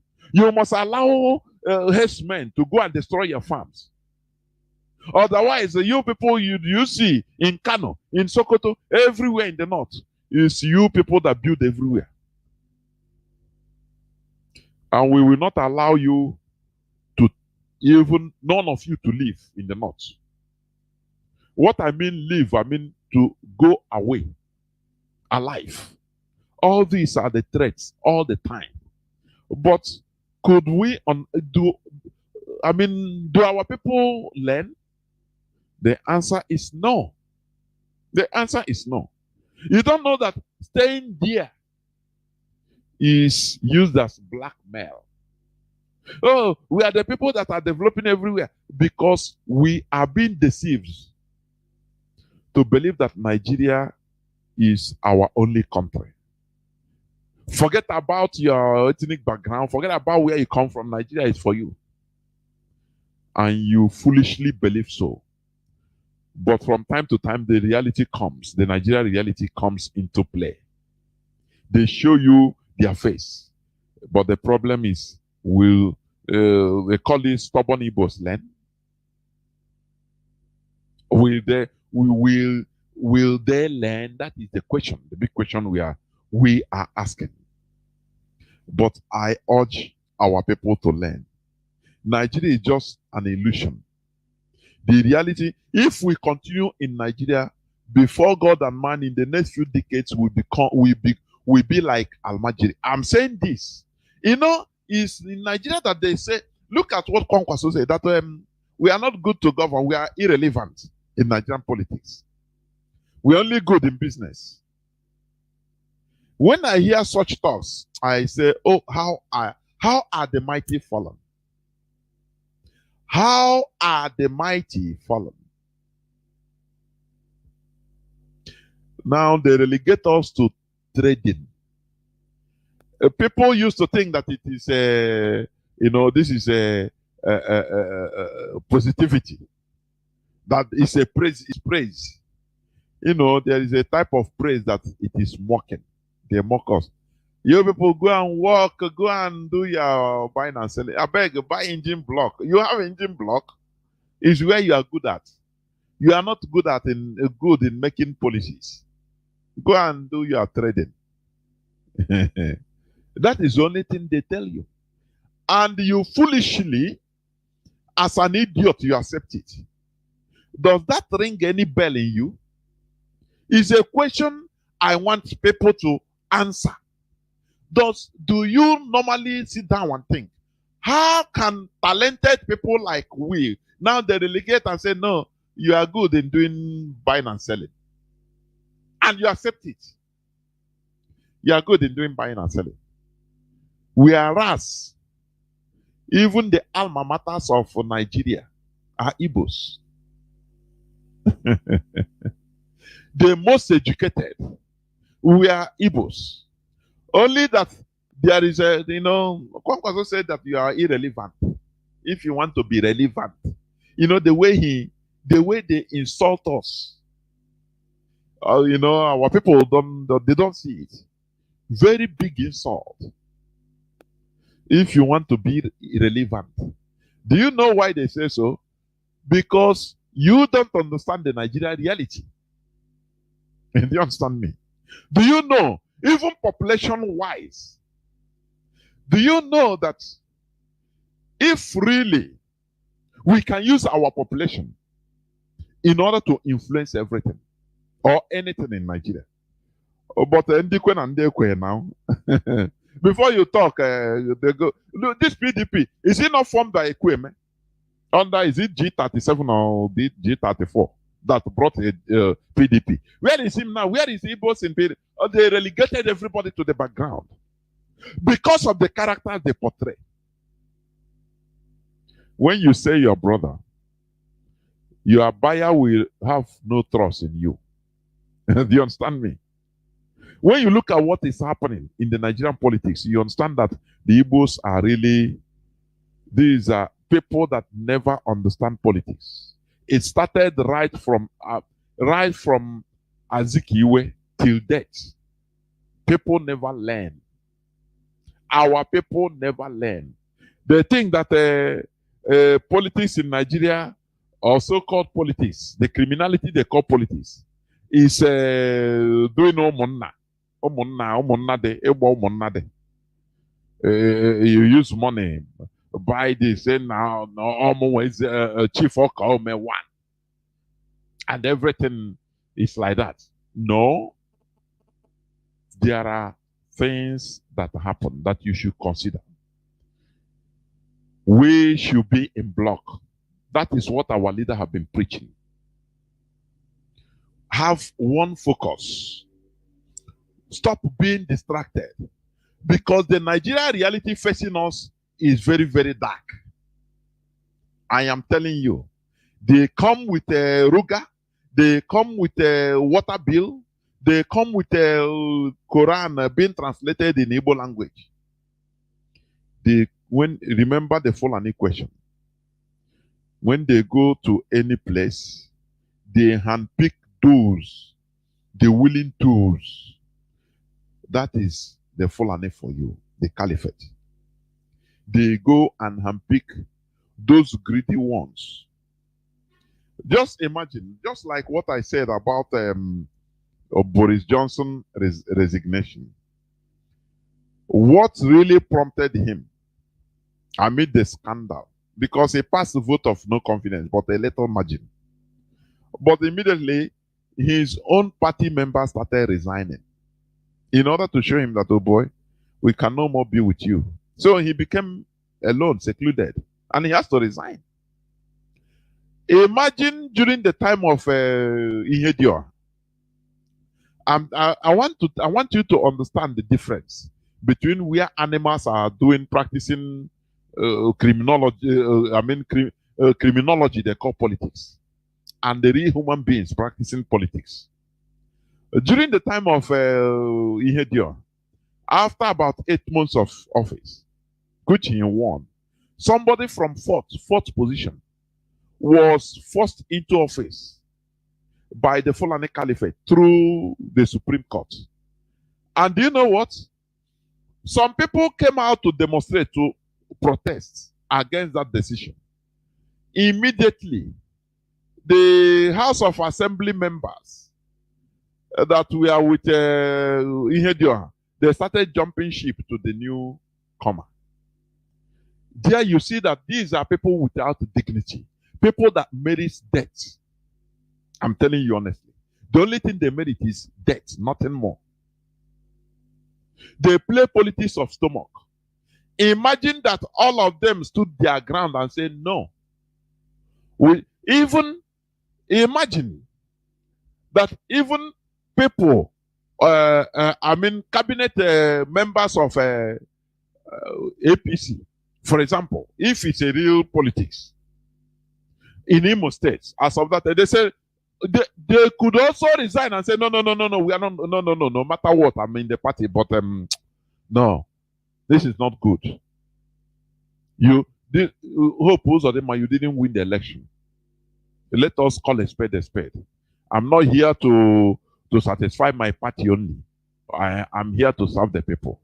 Did you hear that? Did you hear that in Imo State? No way. That is where orangutan, monkeys practice something they call politics, but it's criminology. Criminal acts. Criminal acts. Please. Because criminology is the study of criminalism. Is criminal acts. Do you understand me? They are there because they are waiting to loot. They are not serving the people. That is the Nigerian reality. Now they come they translated the Quran in order to be fighting the grassroots. Our people are gullible. Our people are gullible. They are ignorant. They will come just the same way the Europeans brought Bible. What I'm telling you, you might not like it, but it's the reality. Do you see the way we are jittery about the Islam? I mean, Islam or Islamic book being translated in Igbo language. The way we fear Islam today, listen, that is the way our forefathers they were afraid of Christianity. Do you understand that? Do you know that? Do you know that they run for their lives anytime they come to them? What is happening today? Because they brought ideology, different ideology. That is the way our ancestors, they were jittery. They were afraid. Now, which one be this again? What is this again? No? They said they brought which kind religion again? We have our own way of life.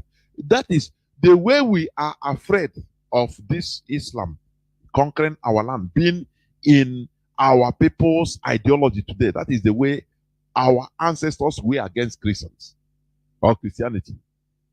You go and make your researches. What I'm telling you is true. That is why they call church Oka. Oku no Oka. Ndoku no Oka.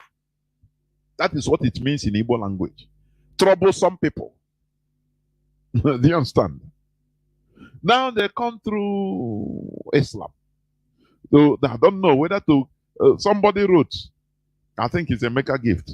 They failed to give us, our rich Muslim brothers, they don't want to give us seaports. They don't want to give us, railway line, but they want to give us a Quran. Do you see? Do you see it? They want to give us Quran. Oh, they love us too much. They want us to go to heaven. The same way Europeans wanted us to go to heaven and leave this earth for them. And they introduce us into what is killing us today. Do you understand? That is the same love that the Muslims, the Fulani Caliphate have on us. They don't want, they are destroying our farm with their cattle. They don't want us to eat. They want us to starve, but they love us too much and come and give us Quran so that we shall read and go to heaven. The same way Europeans love us. They don't want us to know how to manufacture aeroplane. They don't teach us how to, do chemistry. No, they want us to go to heaven. Oh, as a good believer. Don't you see the irony in it? They are going side by side. Don't you think so? I'm talking about the reality in Nigeria. If we continue in this illusion called Nigeria, I'm telling you, we will be gone as a race. When we talk about going or being gone, it doesn't necessarily mean death, being killed, slaughtered. No.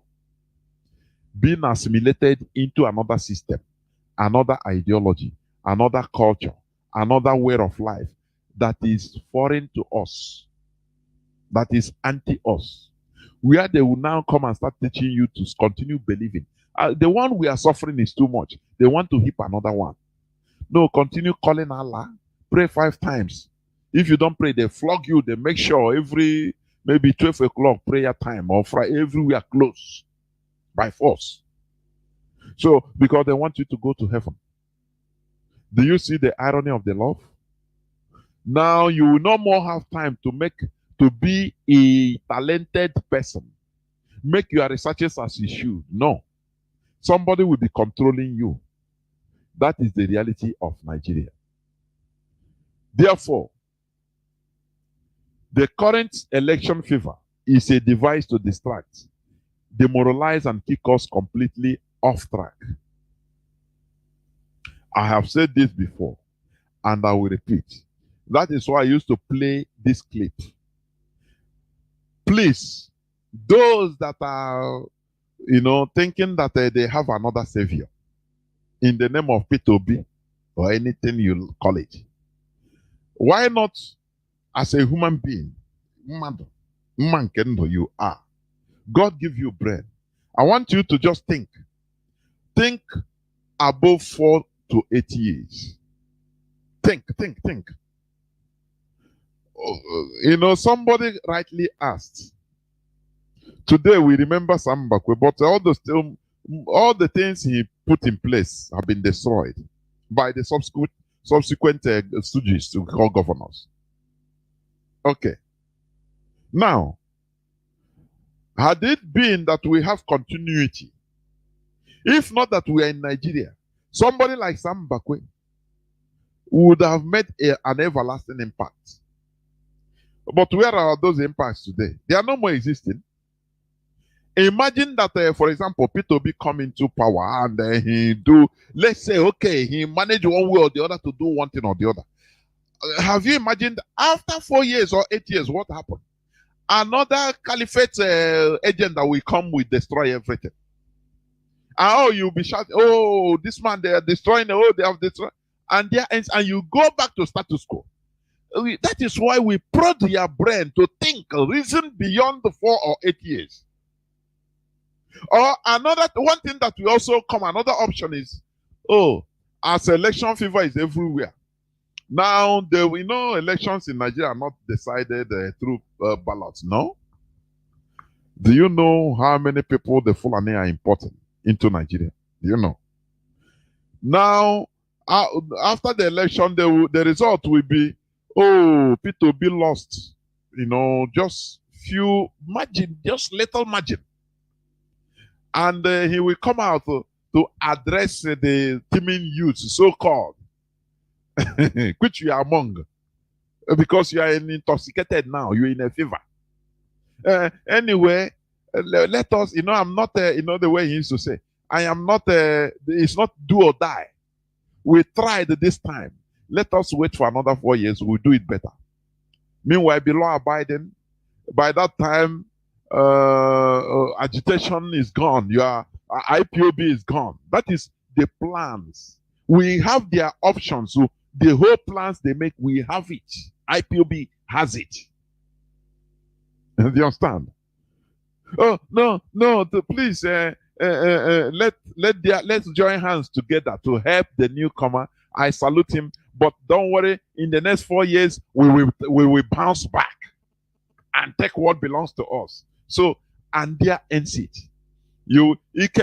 Any person that is talking, say, I beg, just in 4 years we will take it. Don't worry, we will do it better this time around. That is one thing very funny I see with Nigeria. He say, let us get it better now.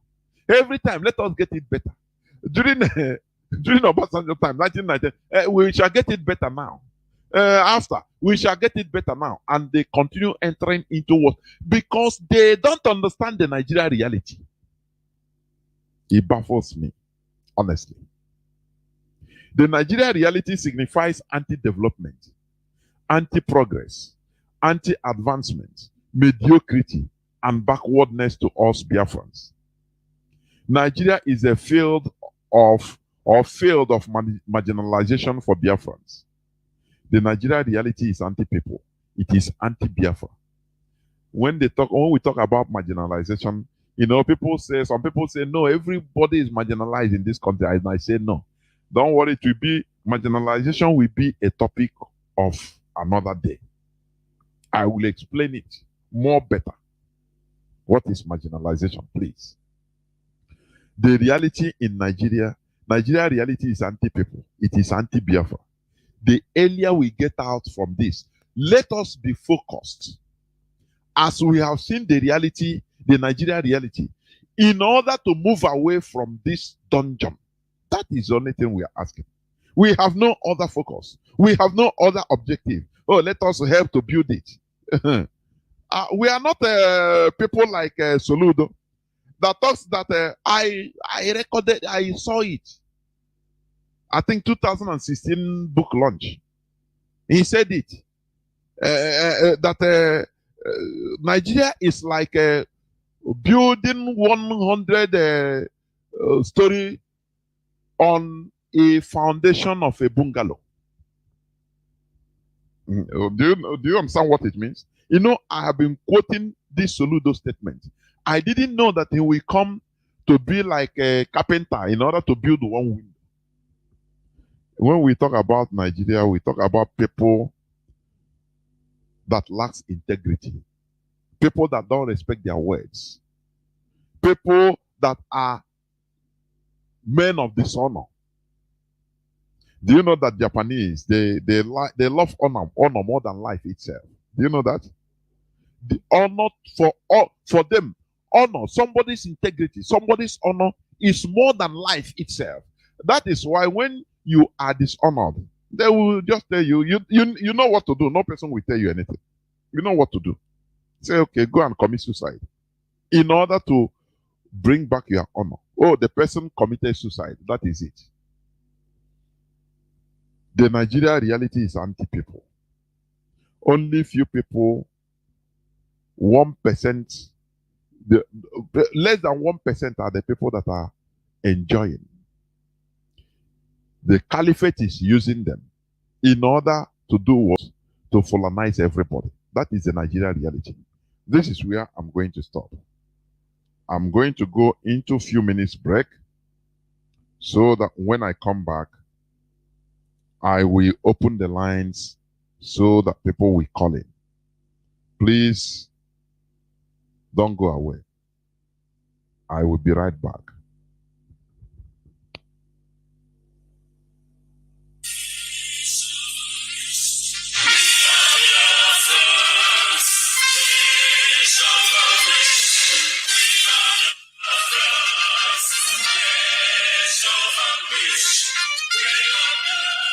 Biafra worldwide phone call campaign alert continues.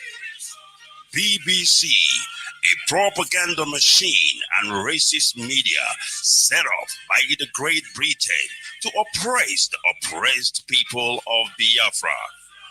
BBC, your media war propaganda of 1967 that led to the genocide of over 3.5 million Biafrans, men, women, and children, did not stop us. Do you know why? Because we are the sons and daughters of the great lion from the tribe of Biafra. Our minds are made up. Your shenanigans, antics, and fake gutter media will not stop us either. We must and shall restore Biafra. Biafra worldwide phone call campaign alert continue. Now pay close attention. Be polite when you call BBC and use the following prompt when you call. Hello, my name is. You tell them your name. I am calling to ask about BBC policy of propaganda against the victims of genocide. Since you are obsessed with telling lies about Biafrans, here are 5 more questions to consider. Now, this is the question to ask BBC. We are witnesses to BBC racist coverage of terrorism, implying that Black Africans' lives don't matter. Yet the same BBC rallies the whole world at the slightest terrorist incident in the United Kingdom. Here is the second question. But when it comes to Nigeria, BBC not only hides terrorist killings, but they slander the victims and survivors of terrorism and genocide. The third one. When will the grand patrons of lies and hypocrisy, the BBC Fake News Network, make a documentary about the daily slaughtering of Nigerians by Fulani terrorists and the government of Nigeria, whom you protect so that London may plunder Biafran's resources? The fourth question. is the oil and gas of Biafra. The reason that BBC is obsessed and terrified by the agitation for freedom by the victims of 400 years of British colonial thievery and crimes against humanity. And the fifth one, we call on the good people of the world to ask BBC and UK government why it aids and abates the genocide in Nigeria by spreading lies, propaganda, and disinformation against Biafran freedom fighters. BBC, we know that you are United Kingdom government agents of imperialism with no modicum of shame. Take down your wicked, fake documentary against the victims of genocide and stop your sadistic meddling in the lives of Black Africans. Now pay close attention. This is the time to call BBC. You can call them 9 a.m. to 5 p.m. Biafran time. Date 4th of July to 30th of September 2022. Now grab your pen and paper and pay close attention. You can call BBC switchboard on this number +44 2087 438,000. I repeat, +44 208 743 8000. Or you can tweet at BBC News. You can also call BBC Customer Service +44 3700 100 322. I repeat, +44 3700 100 322. Or you can also tweet at BBC Press. I have not finished. You can also call BBC Studios Limited +44 208 433 2000. I repeat, +44 208 433 2000. You can also email BBC News Channels at bbc.co.uk. BBC, we shall vanquish. BBC, do you know why? Because we are Biafrans.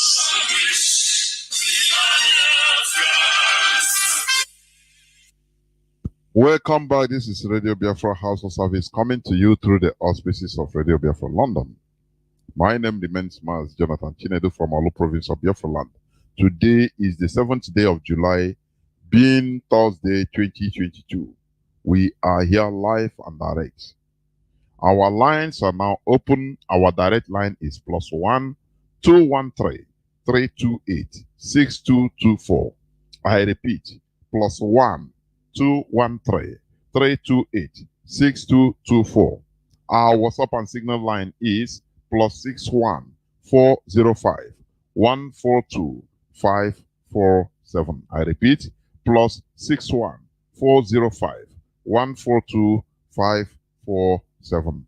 I have a caller, the first caller on WhatsApp. Caller on WhatsApp, welcome to the program. You are the first caller, please. Can you hear me? Yeah. Yes, so Mazi Chinedu. There we welcome to I greet you from India, New Delhi. There we As a Mudo Chineke Dre, Wa Chineke. the Korage. As a Nando Yade, Ndu Ezuno Yade, or win Adoro, Biafrans.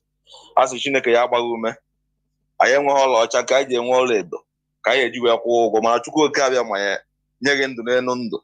Makanayama neighbor Nando de, Noganu Yade, Ndu Yade, one them, Yade Kish. Darohin, also. Na if you grow today, mentioned you maka odumeje and ike kwere mmadụ. Asị m na afọ m bụ mmadụ ka eji aka. Ana m akpọ from India. Abịa na odumeje, ịma those people, onwe ife dị iche na odumeje and ike kwere mmadụ. Ndị a niile bụ the same people. All ha nwa na-aghọgbusi ndị be anyị with religion. ịma mmacha dị too much ihe eji wee push be Odumeje aka or meme ife anyị mere that time ị na-complain all because of Odumeje ejikwara ime mmacha that place ọ ya mere eji wee push be aka ọ bụ na ọ bịara ebe a kụrụ oda anọghị asị onye na observe something na onwe ya eji tibi ife or push be aka ọ na o jere ebe a bido ọ nwere ọ dịka o jere ebe a bido babara ha mba mere eji wee push be aka ịghọtago so those people ha ncha niile bụ the same. I don't pity for these people. Adem emere ha ebele amfu self ka Fulani yesi we egbucha ncha niile egbuchapụ ndị a because all ndị a corrupt ndị be anyị na fake amụma fake a na-ebu amụma a na-emegasị ụmụ ihe na-eme drama ndị be anyị a na-anwụsịsị ihe ndị be anyị supposed ịma ha amarozie because of church because of pastor because of religion so those Odumeje and ike kwere mmadụ ha ncha bụ the same. So abịakwa na nke kwere ike kwere mmadụ efuru ka ndị be anyị si wee ma afụkwara mma nwanne anyị nwoke that place ha jere ụlọ ikpe yotago na London afụrụ ha ebe Koiki Media na on live na-egosifa na-ajụ one Fulani man ajụ the man na-ezu iwe na-agbagharị ọ chọghị ikwu okwu you know so those people now about the same thing mfuka yesi we to that man 100 years na with the family with nwunye say to offer because all that na community evil na buy even all the whole massacre na Enugu state ike kwere mmadụ nwere 95% there because all that kpọbatara Fulani people so I am ike kwere mmadụ wey silent killer onye ọ dị ekwu okwu but all the very deadly I'm telling you very deadly human being very also all deadly according with the Simon Ekpa collaborate with the Simon Ekpa we na-egbusisi ndị be anyị na-egbusi Chineke anatrofa ọkwụ aya onye na our ancestors aya only go ha ebinie na we na-arụ ọrụ ọkwụ Boris Johnson ka ogene ọkwụ Jubilee jere UK ụbọchị a how many days o ji we nata from UK if a na-eme na London so ha ncha niile ya afụtụ ha ka ha wee kpa nkata ọjọọ dị iche iche wee jide Maazị Nnamdi Kanu wee si na Biafra ya abịa Chineke our ancestors ma ndị nwụrụ n'agha ma ụmụazị nwụrụ n'agụọ ha ebinie na obere oge na ha enwetawe one by one onweghị onye oyi ahapụ onweghị onye ya na free mana after everything Biafra must come so Fulani people na-eme na-akpa nkata ka ha je DSS je destroy that prison onwe ife mere Maazị Nnamdi Kanu the whole Nigeria ya emegini ya sink ọ bụrụkwa ire we IPOB ya anyị determine go restore our land and no jubita onwe mmadụ ọbụla ịghọtago nwere ike igbochiwe because aka Chukwu dị ya so ọgwụgwa ka ọha n'ọnụ I greet my leader Maazị Nnamdi Kanu Ọhamadike 1 na Biafra land asị m udo Chineke ya adịrị gị asị m na ndụ gị ya adị ndị ezinụlọ gị ya adị aja mmadụ anyị afụghị anya asị m na aka ọbụla bilite ka o megide ebe ahụ ị nọ aka ha ya akpọnwụ onye abụ ekpere n'ụtụtụ n'ehihie n'abalị ana m ekele all the media warriors I throw away salute asị m Chineke gbaa unu ume unu nwa bụ na-broadcast every day na Radio Biafra asị na udo Chineke ya dị na-adịrị ọnụ na ọganihu unu ya dị ka osimiri dị aka ihe ọbụla unu tiri aka unu na-eme ya dị na-agaziri unu ya afụ ihe unu eji na-azụ ụmụ unu asị na Chineke agọzi unu n'ụtụtụ n'ehihie n'abalị ana m ekpe ekpere wee na-asịkwa Eastern Security Network ya adị the commander of Eastern Security Network I throw away salute asị m Chineke ya nọnyere unu anyị enwetara Biafra n'aha Chukwu oke abịama ise ndewo I have a call. Let me, before I bring in a caller, please, let me again reiterate on this. Like our brother said, my own comment there concerning Odumeje is you have no right to slap or to push or to physically attack somebody. You have no right. I don't care what he did or what, you have no right. Even on camera. The way they humiliated him, slapped him, pushed him, law enforcement agents don't behave like that. That is my own point. So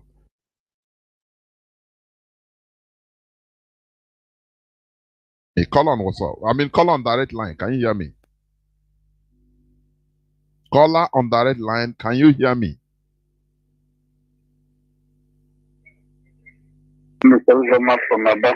Go on, please. Go on. I think you are on the line. You are critical. Mazi, go on. Go on. You are on directly on Radio Biafra Hausa service. Please go on. Go on. Go on. All right. Anybody that is supporting this BBC in Nigeria is a saboteur. So they have been deceiving us. Enough is enough. I have not much to say than they have been doing the election since many years. There's no truth. So we are not interested. Thank you. There we go. Thank you. Very simple. Thank you. Caller on signal. Can you hear me? Welcome to the program. I can hear you loud and clear, Mazi. My name is Chimezia. There we go. Mazi, your program is vibrating everywhere. The testimony I have today in the office is that people that were speaking against Biafra before, today, all of them are tilting towards Biafra because they have seen the handwriting on the wall. Let me start by saying that I like Biafrans because in their purest of hearts, they don't support evil. If you look at what is happening to Ekwere Madu, they do not support Ekwere Madu, no matter his political class. But if you take it to other sector of the zoo, in maybe the northern side, even if the person has committed abomination, shield that person. You see what happened to Abba Kyari? They invaded Kuje prison to free Abba Kyari and also to give a signal that they will invade DSS. If Abba Kyari were to be an Igbo man or a Biafran, no matter what, Biafrans will criticize his attitude. And that is one good thing that stands out in the side of Biafra. Now, coming to Britain, there is no government of the world in the civilized part of the world like Britain, Europe, and the US that do not have a face detection gadget that detects anybody that wear mask, even if you wear the mask of your own face. The face detection gadget must detect you as you approach government house. Now, Buhari died a long time ago, and the person impersonating as Buhari has visited UK government, the Prime Minister. And they are telling us that the face detection gadget in the UK government house didn't detect that this man is an impostor. This to show you how cunning British government is. Now, they are now, if Ekwere Madu is to be a Fulani man, Britain will never detain him or arrest him. Of course, you're right. You know, you're right. They will never detain him. Everything will be covered. If you look, if you check the statistics, many Nigerian politicians from the north, from the west, their children, there are some of their children that are suffering from liver, from kidney disease. And many of them have done kidney transplants. But the beam, we are not centered on them. They want to put a Biafran on a bad light internationally, thinking that Biafran will support the evil of the person they are holding. And thank God for IPOD and the way you have spoken, that no matter who you are, once you commit evil, we will expose you for being an evil person. And that is why Biafra will come, because Biafra stand on purity. And I said before that the Britain war in Ukraine and Russia will consume Britain. What is happening in UK now is as a result of injustice against Biafrans. They may not see it like that, but it will come because they have committed the worst crime by knowing that the president of the country died, impersonator came, and they visited the UK government, the prime minister, and they covered it. If Buhari is to be a Biafran or an Igbo man, they will open the gate of hell. They will even arrest him at the airport. But because he's a Fulani man, I don't know the kind of secret pact they have with Fulani. They will hide it till the end of time. But God will expose them, and He's exposing them. I like your analysis because as I looked at your analysis and watch it and analyze it also in my own mind, I say that you are a man of truth. The way you touched on the Koremadu case, it has shown the world that Biafran doesn't stand on lies or on corruption. If a Biafran is corrupted, the Biafran must not stand on the side of that person. So the world has known how pure IPOB led Mazi Nnamdi Kanu is. And I thank you for that analysis. I will urge all Biafrans to equip themselves, to purchase tools and the equipment, because the war is at the doorstep. Thank you. Mazi, thank you very much. We must continue. We are Biafrans. We must continue. Caller on WhatsApp, continue holding on, please. Caller on direct line. Can you hear me? Caller on direct line. Please, there will go on, please. Go on. Mazi, good evening, sir. There will.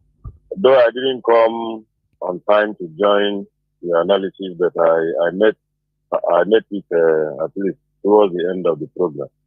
But I will still say something. I want us to believe that God is working. Based on what is happening in Britain now, I want to believe that God is working. For Boris Johnson to decide to resign, I believe that something is about to come out. Whatever they are doing with Yamal-402 is left for them. They knew that Buhari died in Britain, and they are covering it. They don't want to say it out. And somebody went there again, they still receive him as the president of the Jew.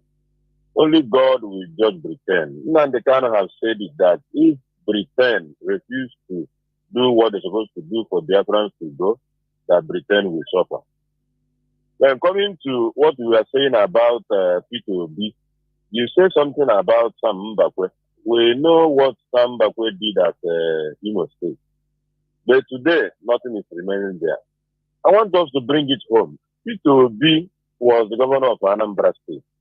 Before P2B came down as the governor, he had a lot of money saved in Fidelity Bank, I think 2 banks, millions of naira. But today, Soludo is telling us that, what's that his name? The one that came down before Soludo. Soludo say, Ego So let's bring it home. This is Anambra State that what is the man from Aguilera? He has spent the whole money. There's no money in Anambra State again. The money that people do suffer to save. What is he going to Nigeria to do? How do he think that even if we do any magic at all, that these Fulanis will allow it to work? No refinery is working in Nigeria. The ports that are in the east here, they are not working. Nothing is working. The Fulani has hijacked everything, waiting until they Islamize the country. They will want those things to be working because they will be at the top. And PTB is going there to go and do magic. Only God will deliver us. I just pray that God will deliver us in this type of, that is, traumatic situation we found ourselves. I pray that God, in His infinite mercy, will deliver Nnamdi Kanu, that no evil plan of the enemy against you will come to pass. And so shall it be, in the name of people of Abraham. He said, there, well, thank you very much. He said, thank you. Caller on WhatsApp, thank you for holding on. Welcome to the program. Caller on WhatsApp. Can you hear me? Yeah, I can hear you, Mazi. There, well. One name. Okwu nwere ikwu obi dị m ụtọ. Ezigbote obi dị m ụtọ. Maka gịnị, my brothers, ndị ka gị ụmụnne m dị ka aha gị na ebe isi akpọkọ isi na zoo akpọ biko. Ọ na zoo ka esi akpọ. Okay, udo, ndewo. No zoo. Zoo. That huge zoo. I am calling from political contraction called area. So when I am over happy concerning what happened to Ekweremadu, number one. Secondly, I am praying to Peter Obi to have the worst shame in his life because he is a betrayer. I am also thanking God for catching the one that massacred our brothers at Iguacha in Obibo because he is receiving his payment shamefully now. I'm also praying for Kowa to have the worst shame also to his life. So, Abiana, what happened to Abuja, the way they break the Kuje prison and others. I thank God so much that my brothers haven't forgot the teaching of our Messiah, Nnamdi Kanu, that when Fulani want to do their evil, they will first of all put one leg to test. If you are not watchful, they will put the second leg before they will execute their plan. Now, they first of all went to the Kuje prison to break it Kuje prison before they are getting there.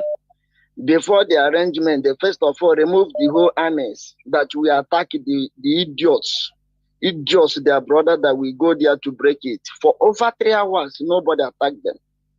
Now, secondly, they went to bridge the imposture on the way based on arrangement. Imposture who knew that he is not from Katsina. He is now claiming that he is traveling to Katsina to celebrate Ide Kabel or what's so called whatever, I don't know. So now he knew that when he went to Kaduna, on his arriving there, people must know that Buhari is dead and he's being buried in Sholo grave at, I don't know, Mecca. Now, this very young man now that is appearing in the name of Buhari, maybe Buhari has reincarnated in human form again back. Now, he arranged with those Aburo boys, or I don't know what to call them. He arranged. Now, upon the whole shooting, what they killed was 2 policemen. What about the DSS that is escorting him, that was escorting him? What about the other armies and other forces? No, but it was police, only but 2 police, and the young man was able to escape. So now, the next turn now will be to go to the Kuje prison on arrangement to go and slaughter the rest of the poor masses there. On the process, they will attack our leader. Then the next news will be, during the contour share this this. So I am over happy that our people quickly noticed what was about to happen, and then I come on the air to tell the whole world that this is what is about to happen. So that is number one. And if any rubbish happen to our leader, I can assure you that Nigeria, no breathing, no living thing will remain in Nigeria. Come to the people now like Odumeje. Odumeje is just like, I don't know what to call Odumeje. It's only a matter. Odumeje, tambolo koso. So he is reaping what he sowed. He is the one who invited the lizard, the firewood. So they have come to face it for him because I don't know anything to say about him. But they are reaping what they sowed. That is only the thing I'm happy for. I thank you, Mazi, for all the knowledge that God has given to you. I thank all our brothers, able brothers who came from heaven to rescue the poor masses. I thank you all. Thank you. Thank you all. Thank you all. Mazi. Thank you. Remain blessed. We must continue. I have callers, but there's this caller on direct line I want to pick, but he has been calling, but now he cannot call. I don't know. Let me go to the caller on Signal. Caller on Signal, welcome to the program. Can you hear me? Can you hear me, sir? Welcome to the program. The whole world is hearing you. Please go on. Thank you very much. Good evening, good Biafra. Good afternoon and good night, based on your time zone. My name is Mazi Wisdom. I'm from Ohaji Ibema is in Imo Province, Biafra land. I'm calling from my location. Mazi, in all your analysis this night, number one, I want to pick up the Odumeje saga today. I totally condemn what they did to the young man. I totally condemn, because the reason why I condemn Soludo, if Odumeje is a Fulani man, Soludo can never do Odumeje or those security personnel handling his in such a way. The way they are handling him, they can never handle a Fulani emir like that. They can never. So I condemn it totally. And another one is Ekuremado. I'm telling you, the Ekuremado is like a test to Biafrans, to IPOB. Because like what our brother said, if Ekuremado is an Fulani man, Nigeria government can never arrest him. They arrested the idiot for them to use it and test IPOB if we can react or if we can start supporting him. That is our brother. But God knows that whiter than white, we can never support evil. And the Kuremado have done harm than good. They have caused a lot of havoc both in Enugu and Biafra land. Look at Enugu or Nature Express way to protect us today and under the money and refuse to do the road. How can we support a criminal?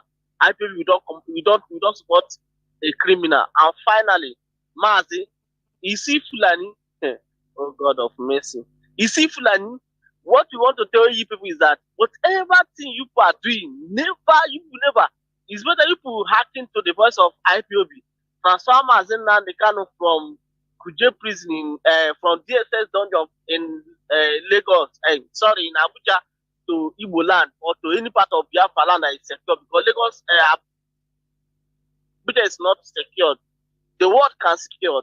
So people should transfer him to Igbo land or to any part of Biafra land, because if anything happened to Mazina and Kano, we are going to give one suicide. They used to produce one, but we give them 10 suicide bombers. The world should hear us, so we are not threatening anybody, because we are not happy. I'm ready to donate myself as a suicide bomber, because I must destroy that zoological republic. They should never tamper Mazina and the Kano is they don't say that they are happy. We are not. They are playing. No, I'm not happy. Thank God that we have decoded. I will continue to decode all their evil plan. So what I'm saying is that they should transfer Mazina and Kano to Biafra land where there is secured. Abuja is not secured. Both Lagos is not secured. They should not take it to Lagos, no Abuja or any part of northern state. They should take him down to Biafra land. They should take him to any DSS in the east. That is all we are saying. Because if anything happens, I'm very, very sorry. Mazi, Thank you for picking my comment. You come and bless you. There were. We must continue. Any move the caliphate makes, we are 7 steps ahead of them. Caller on the red line, can you hear me? Welcome to the program. Caller on the red line, can you hear me? Caller on direct line for the last time, can you hear me?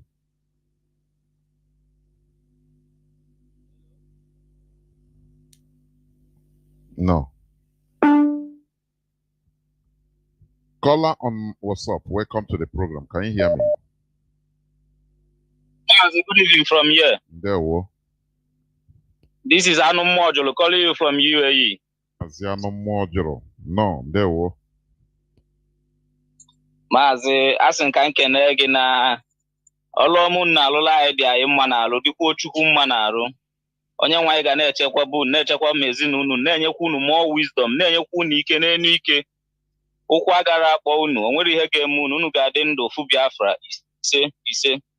Mazi, you know, today I was little sad today, Sha. Where in my working place, a man came, let me say, customer came to my working place and we are discussing. He asked me, where are you from? I said, Biafra. The man told me he have never heard about Biafra. Where? I said, Biafra is a neighboring country to Nigeria, so that he will be able to understand. The man said, Nigeria, that evil country. I said, eh? He said, yes, now that my country have everything that a human being need to be alive.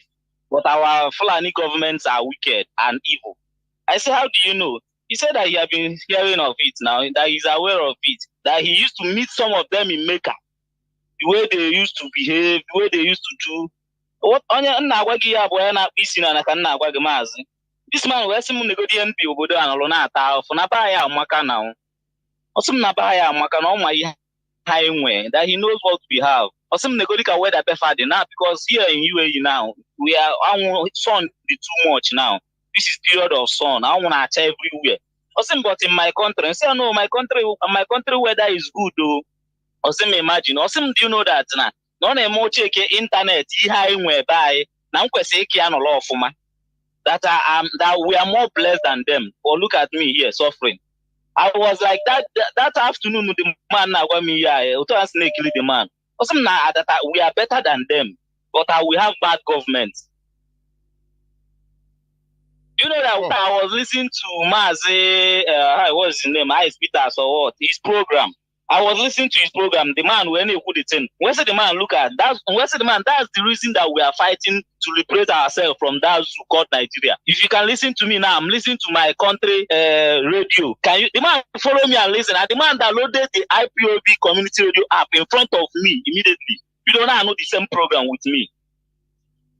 Honestly, Mazi, or download all the thing and say, this is what I listen to every day. I don't listen to anything. This is what I used to listen everywhere. It's from here that I get information, know everything.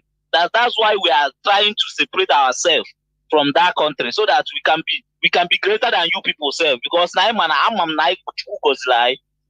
man was like, he was even the one telling me what is happening to show you that the whole world know that the whole world is aware of what is happening in that zoo. Honestly, Mazi, all of them know what is happening. I was shocked today, honestly. But the thing with if not that I'm a man, number one, you're gonna on one side because the man was saying a lot of things. I was like, imagine. He told me, look at me, you are here suffering. Look at our weather. I'm even looking for a way to run to. That our weather is not good, but your country weather is nice. Everything. I tell the man, yes, we have all the mineral resources that Nigeria is benefiting today is from my own land. Even Britain, everything. The man say yes, he know that Britain is aware of it. Only meet many of them. Maybe only meet many of them. That's also how my is to root and to know everything. Another man, that is many of them they used to castigate Nigeria here, and that man cannot castigate you. So, Mazi, I let me stop from here. Another person but make his own point. Thank you, Mazi. There will remain blessed. Thank you. That is the reality. Caller on direct. No.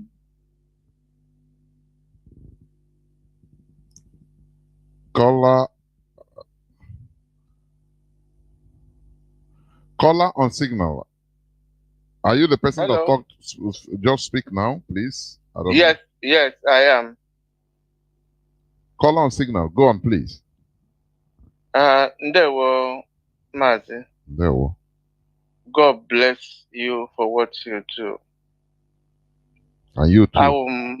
I will Mazi Ebubechukwu Michael. I'm na ebe ndị enemy ndị Biafra, number one enemy ndị Biafra.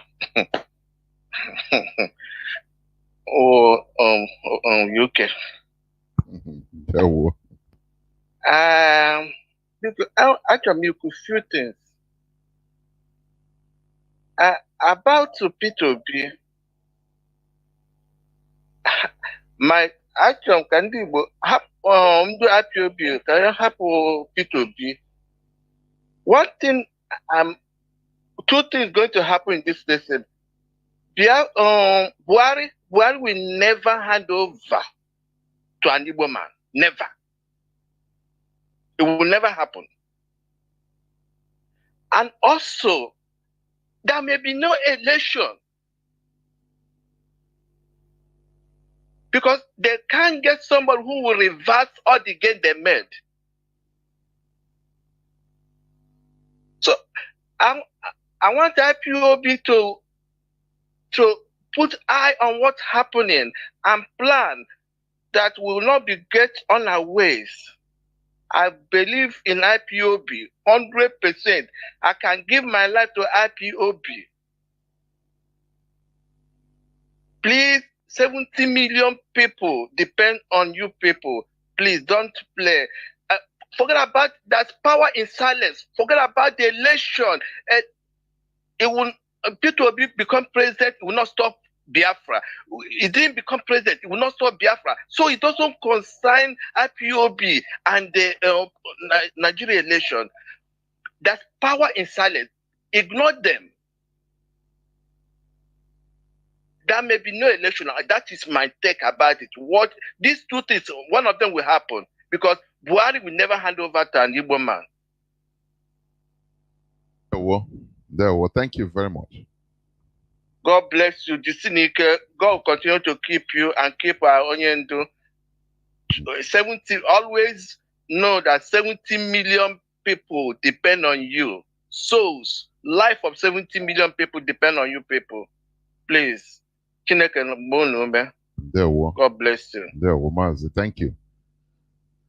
I would love to say something on what. Let me pick this direct call.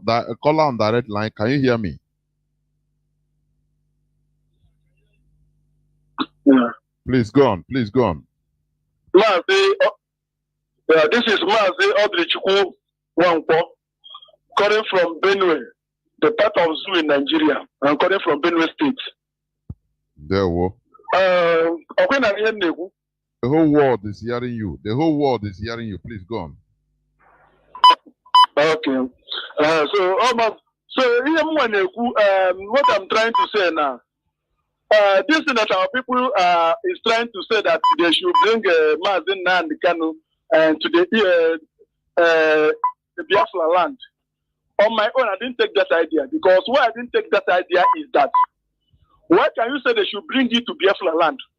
Because the Fulani are the one controlling the police and the army there.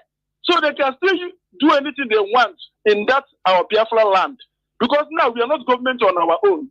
So the suggestion that people is talking that they should bring our leader in Biafra land, I don't take it because anything that happened to our leader there, they will say it's in your land that it happened. It's not the soldier, it's not the bandit or the Fulani terrorist. So what I'm trying to say here is that they should release this man. This man do nothing. Why are they holding him? They should release him, not even changing him from one prison to another. It's when you commit a crime that they will be changing prison for you. So my own is they should leave this man alone, not bringing him to our land. Because if they bring him to our land, they will use their military flag there to do what they want to do.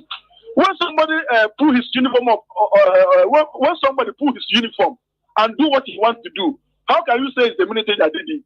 So, on my own take, instead of them bringing him in our Biafra land, better they should leave him there in Abuja. At least if something happens, we'll see where we will hold hand to fight them. Because if they bring it to our land, anything that happens, they will blame it on us. So that's my contribution, my brother. Thank you. You are doing a very great job. There, thank you very much. Well taken. Our leader should be released. One thing is this: Nigeria, you know, for the caliphate, they have a limits anyway, because they know that we are more radical than them. We are more. Anyway, let me stop here. Anyway, caller on WhatsApp, welcome to the program. Can you hear me? Caller on WhatsApp. Are you there? Are you not there? Caller on WhatsApp. Hello, are you hearing me? The whole world is hearing you. Hello? Please, Mazi, go on. Okay. Yeah, my name is Kwimana. I'm speaking from my location. I greet you, Jonathan, for your topic this evening. I greet my leader and our leader, Mazi, who set up this platform to expose the evil in the whole world, including Nigeria. Yes, our brother who spoke now, very well. When I'm hearing people say Biafra land, which Biafra land are you talking? We are from where to where? Where the enemy have surrendered everybody. You are sending our leader to that place. Instead of talking, send our leader to Kenya, where they go and adopt him. That's the correct language. It's not Nigeria. Talk less of Biafra. That is not a story. That is bad way. Boys, yes, no, whatever his name, the Prime Minister of British resigned, is a sign of white people in the name of politics. They understand what to do and the time to do it. Can you see any Nigerian resigning up to a prime minister or a president, they call it in Nigeria? Which people will tell you a person as a president to resign in Nigeria? All of you have been hearing what is happening with Buhari since 2017. Buhari died. And somebody is wearing mask, deceiving from one mask to another mask, from one person to another person, up to today. No resign, nothing.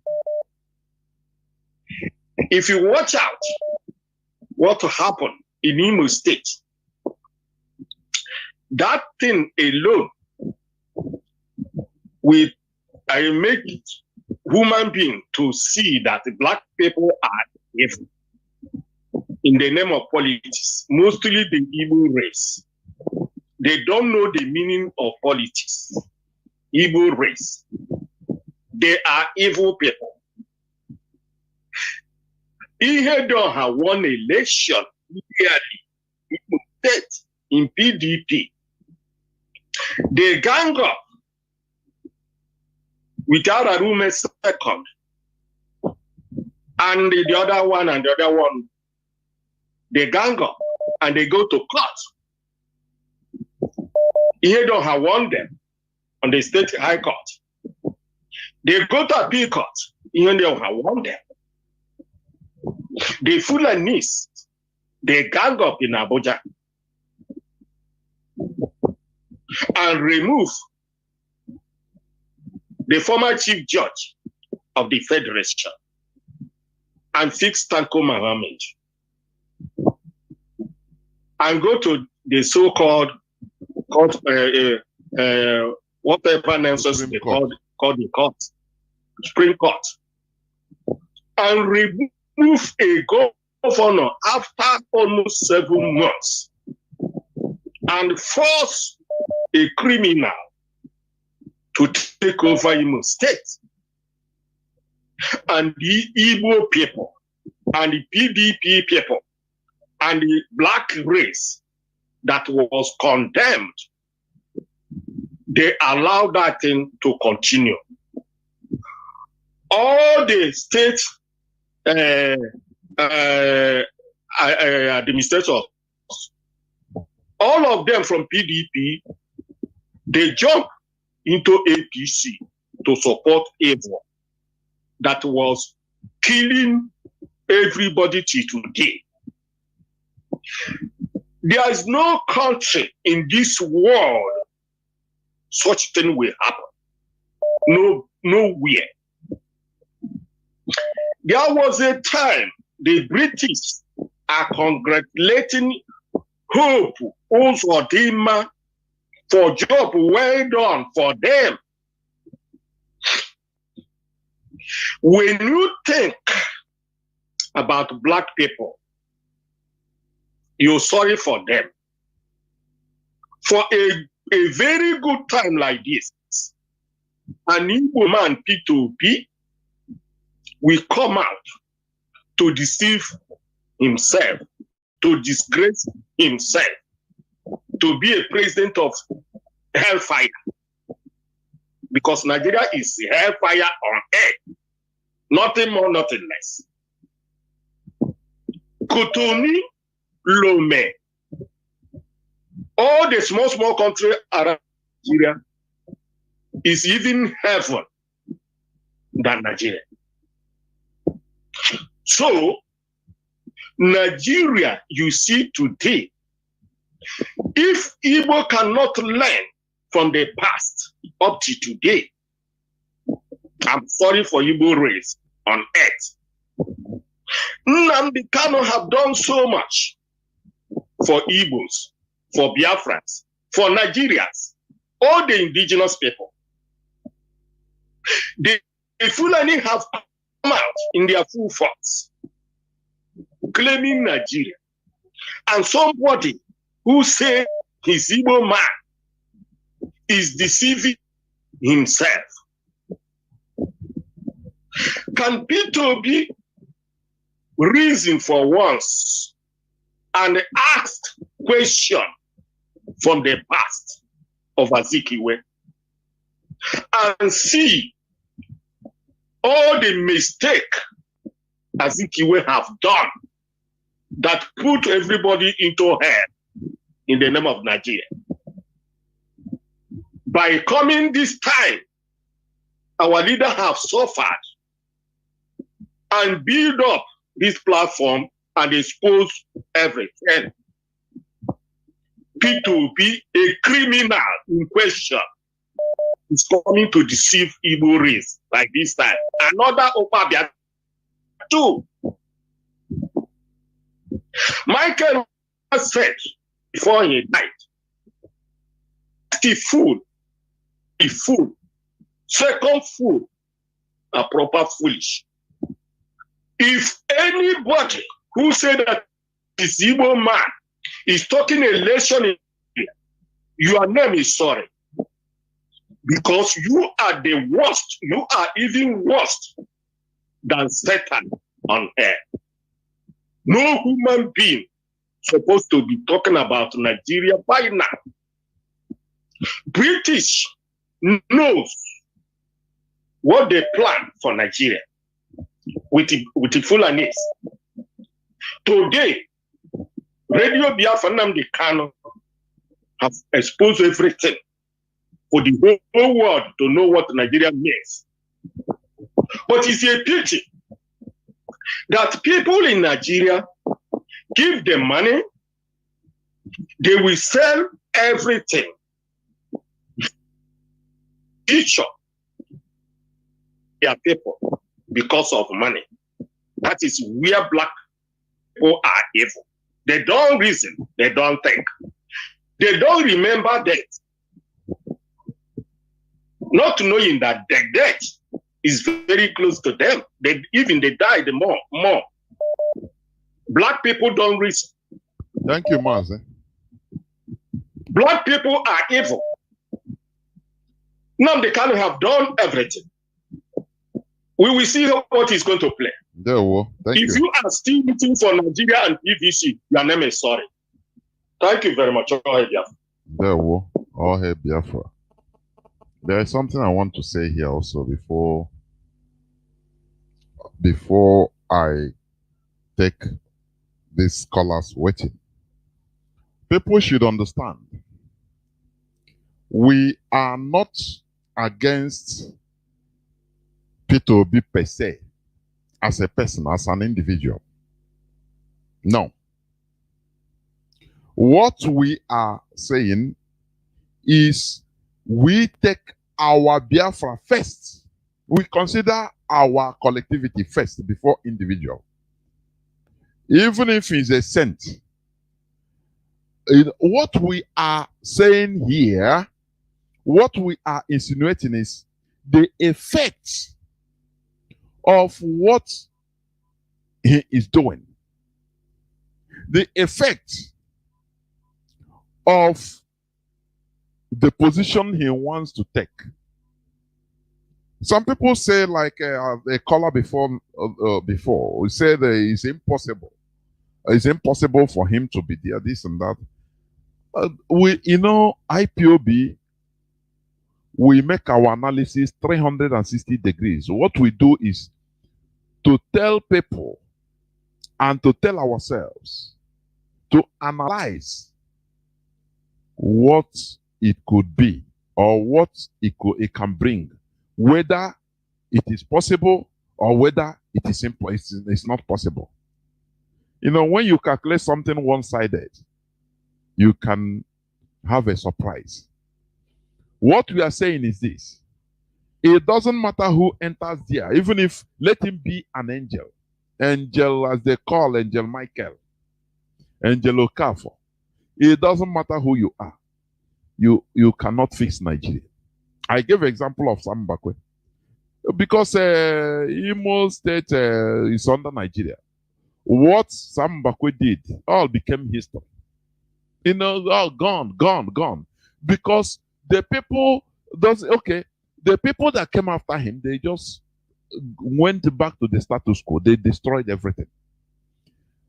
I want our people to start thinking after 4 years or 8 years, what will happen? Okay, imagine that Peter Obi came. He do this, he perform this magic. In others that will come after him, what will happen? And how do you think that he can do all these things? Talking is very cheap, unless on telephone. After all, Buhari, before he came, they start by deception. Nigeria is, they are gullible. That is why I call Nigerians very stupid and foolish. Because they don't remember. They don't remember. They forget very easily. Buhari said he will make $1 to be $2 to be 1 naira. He will remove a subsidy. He will build restore electricity to Nigeria under 6 months. He will defeat Boko Haram. What happened now? I don't know. That's why I say Nigerians, their brain is there just for fancy. They don't know the value of brain. They thought that their brain is there just for fancy. We poke you to reason with that brain that is there in your skull. It's not for fancy, it's to reason. That is all we say here. I have a caller that has been waiting. I think we are heading towards the end of this program. I have 2 callers waiting. I think I'll pick them. Caller on signal, you have been there since 16 minutes. Can you hear me, Mazi? My brother, I'm hearing you. There, well, welcome to the program. Thank you very much. My name is Ifan Chukwuma Dabuchi, and I'm calling you from the Kingdom of the Netherlands. I'm going to comment on the topic of your submission tonight. That's the Nigerian reality. And Nigerian reality is the cause that numerous terrorist groups are operating in the country. They are not being arrested and not being fought with the venom and meticulosity that they used to target freedom fighters who are waving flags and saying we want self-determination. And if the same Nigerian reality caused that a terrorist group operated for over 2 hours, 4 hours, whatever it is, in a capital city, and there was no attempt to arrest them or even stop them, talk less of shooting them aside. Tell me, how is that possible? Where is the Nigerian Military Intelligence Agency? Where is the Nigerian National Security Agency? Where is the infamous DSS? Where are the armed forces, the paramilitaries? Because from the road to around that prison, there are armed forces, police and army stationed around. Where we are there.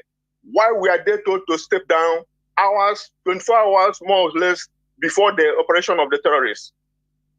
So this is Nigerian condition. But our leader, innocent man, and our family members, IPOB family members, are being haunted, jailed, and killed, and so forth. And as I'm talking to our leader, we demand unconditional release of our leader. He will choose where he wants to go, because you cannot kidnap somebody and come and try him in the damnable zoological republic called Nigeria. So that is what I say about our leader and whatever they are cooking in that place. And for record purposes, Mazi and Kanu, our leader, should be released by United Kingdom and their stooges and managers in Nigeria, because they will be held more than 100% accountable and responsible for whatever is going in Nigeria, because we know that Nigeria is a limited liability company. So, coming to this Odumeje saga, I want to tell my people, when we talk about mental slavery, we engage on mental slavery. When we talk about question of justice and fairness, we treat anybody who faces injustice or inhumanity, we treat him as we would like ourselves to be treated. We have to maintain equilibrium. That means we have to maintain balance in issues. Odumeje could have been pacified before the demolition. He would have been contacted, consulted, and explained why that has to be done, so he did not come there. But to be manhandled and be slapped around by security agencies or vigilantes or government thugs, whoever they are, that is not obtainable. That will not be obtainable in a republic, independent and a sovereign republic of Biafra. You cannot, if you know that he committed any crime, bring him to court. So we cannot be justifying what they did to him, because we fight for freedom and mental freedom of our people. And so what I'm again saying is that our political class, I don't want to put this on anybody, but our political class in Biafra land, from the riverine to the upland, all the whole of Biafra land, if you see what's happening in Nigeria today, if you see the insecurity and lawlessness that Nigeria has become, if you see the burial ground and the murderous union Nigeria has become, and you are still deceiving our people to go and you are the Messiah that can fix Nigeria, you are deceiving yourself, and worse still, you are deceiving our people, and that is a capital, a tenor sin. because we have reached a stadium where, a stage where people will say, both political class and the agitators will say, what we want is referendum. Let the chips fall where they may. But this deceit have gone too far, and we are not taking it. And Biafrans should stand firm and continue with our agitation for referendum. And if they went into the election, let nobody say that IPOB is stopping them until our leadership says what we do on that election day. Because we have to be consistent in what we are doing to demand for our freedom of Biafra. So our clergymen, shame, shame, shame on you. All of you that are supporting this PVC madness. How many Reverend Fathers have been kidnapped within a month? How many of them have been killed within that month? How many other priests and pastors and bishops have been kidnapped? How many of your congregants, your brothers and sisters in the faith have been kidnapped and killed within a month? Talk less of within this year. And you are still persisting and insisting on PVC.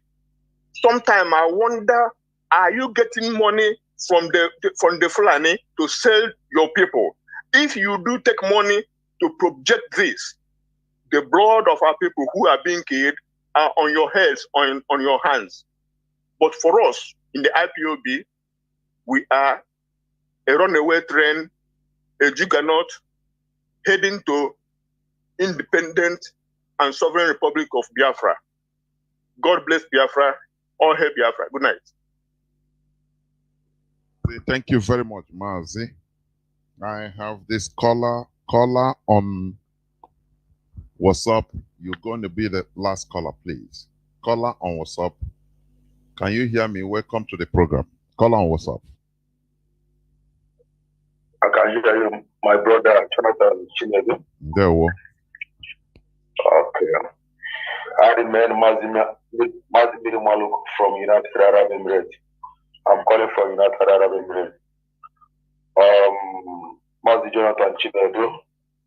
I don't want to call this night, but something brought me to call because the RNG of Fulani terrorist junta with zoo government, their RNG that they are planning to attack the Kochi prison where they put our innocent leader.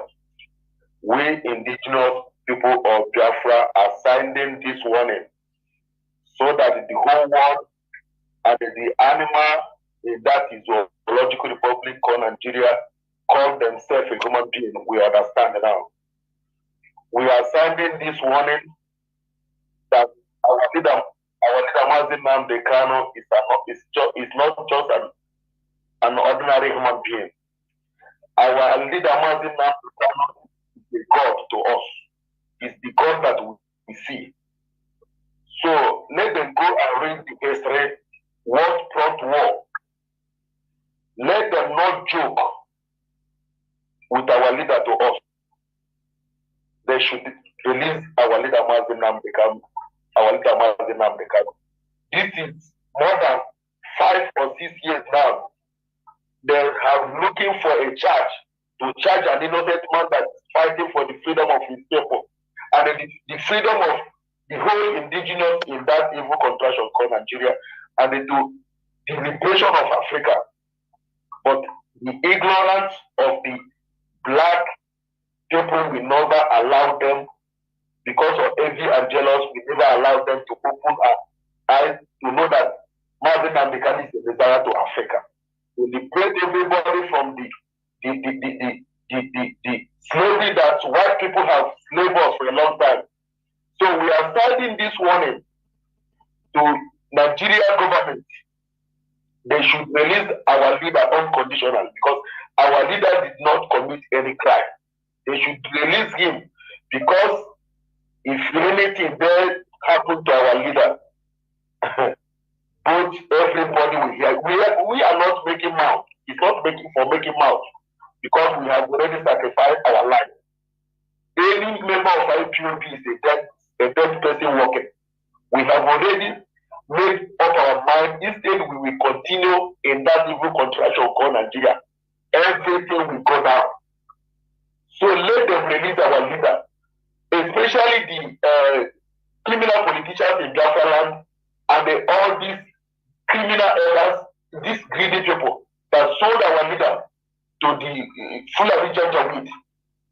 Because if anything there happens to our leader, everybody will go down, both their families. We are sounding it, we are not joking again. We are sounding it to everyone. And then let me quickly say that whatever is happening to Dumeje, because these church people is the problem that we have. They use this white man religion to destroy the brain of our people. Our people now are having the mind of vegetable. So whatever is happening to them must happen to them because they are using our people to make money, brainwashing our people, not telling our people the truth that their problem is evil government. So whatever is happening to them must happen to all of them. We don't care. We are facing our struggle, we are facing our freedom. And the Kuremado, it has been a long time that they have been killing our youth, harvesting their orders, selling to China. Especially that one in the state they called James Wafo. That one has killed thousands of Biafra youth, and they have listened their order with this evil politician to China. So I pray to Almighty Chukwokika, the God of our land, so that Ekuremadu will rot in jail in Britain. So you know that if it is Fulani, they will protect Fulani, but what Ekuremadu is suffering now is serving it, and all of them put together. So let them release our leader before it's too late. Because really now I'm more located other than I'm on young way. Jonathan, thank you for your good work. Thank you. Let me also reiterate. I'm no more. This is where I'm going to switch off my phones, please. There are some people that once I say I am taking this is the last call, they will start calling. I don't know why. They make it a habit. I don't know why. So what we are saying is this, and what I continue saying, we cannot because maybe somebody is this or that. I say we don't look at the victim's status. We fight injustice. It doesn't matter who it touches. I am not talking about the character of Odumeje or this and that. What I'm saying, the law enforcement agents, normally in a civilized country, they should be cordial. Even if somebody that is violent, there is a way to, they are trained. They should be trained to handle every situation. Not by slapping, by beating. It is very common in Nigeria. That is what I'm saying. I don't care what the person you have been doing. That is not my problem. Or because he's a pastor, therefore he's deceiving our people, he merits to suffer being a victim. No. I'm not talking against the demolition of a church because they say he built a church where the government is the Anambra government is their they made a statement. They built in a canal, in a waterway. So that is their problem. But my own concern is the way he is being handled. It doesn't matter. Nigeria, everybody is militarized. The law enforcement agents, normally they should know how to handle the citizens in a civilized manner. This hitting, giving slap, it doesn't matter who the victim is. We condemn it. That is what I'm saying. Therefore, as I said, we should understand that the reality, the Nigeria reality, is that those that you trust your life on their hand or into their hands, they are the ones killing you. They are the ones slaughtering. They are the killers. The Nigerian government supports and sponsors terrorists. That is for sure. Otherwise, what happened in Kuje couldn't have happened. Everything is in the hands of the Fulani terrorists.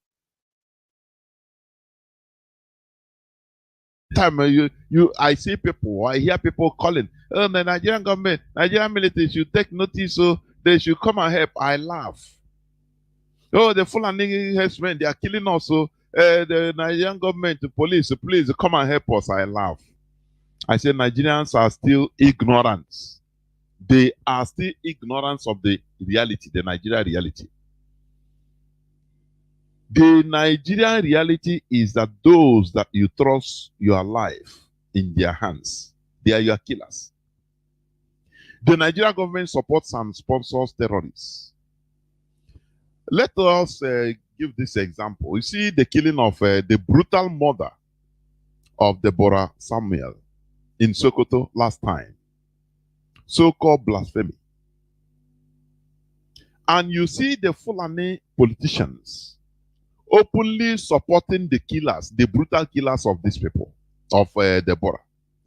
Doesn't that ring an alarm in your brain? Do you know that this is what Boko Haram have been fighting for? This is what Ansaru, Islamic ISWAP, this is what they are fighting.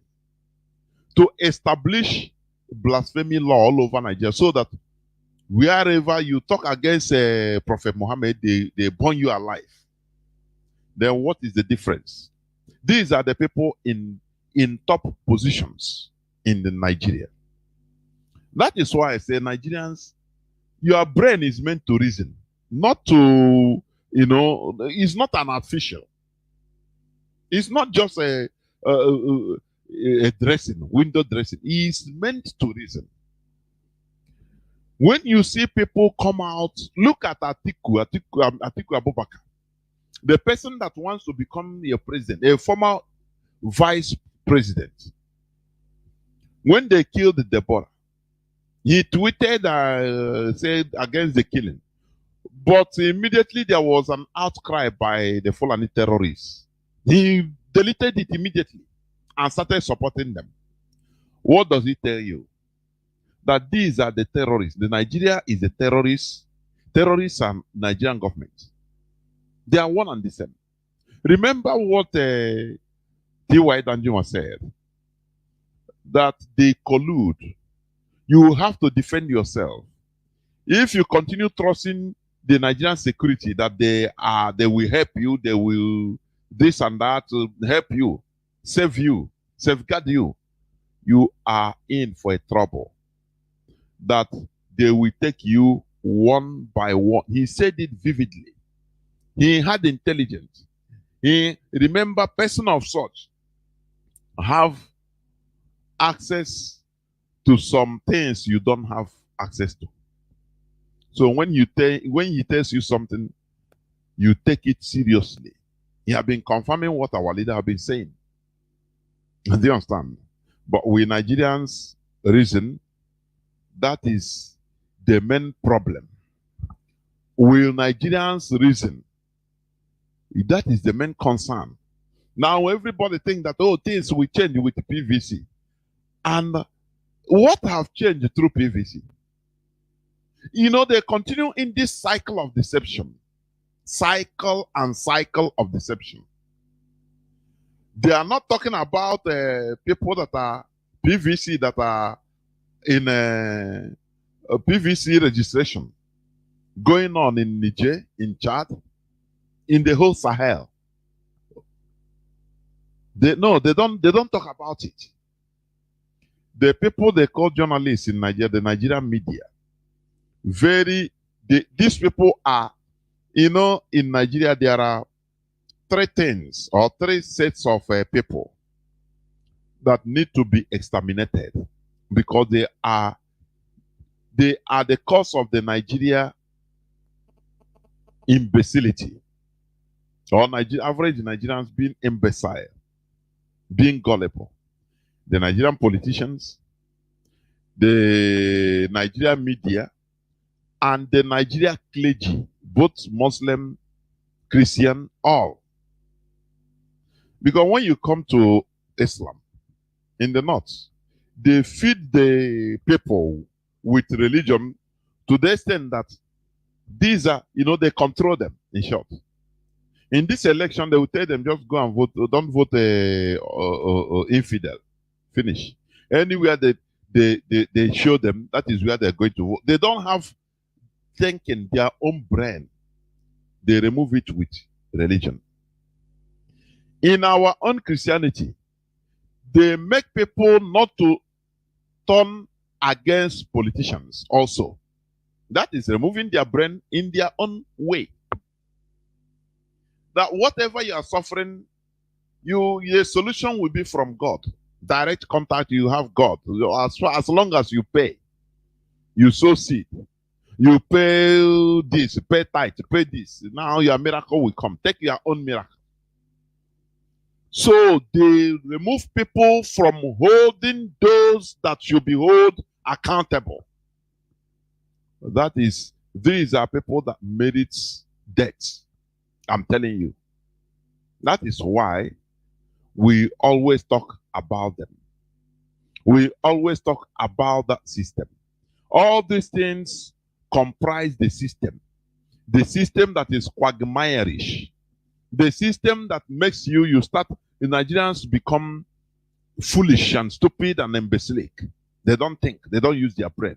These are the things. The Nigerian politicians, they come to lie. Now the media, garnish it, project it, all those their lies, the Nigerian media project it in a very white way.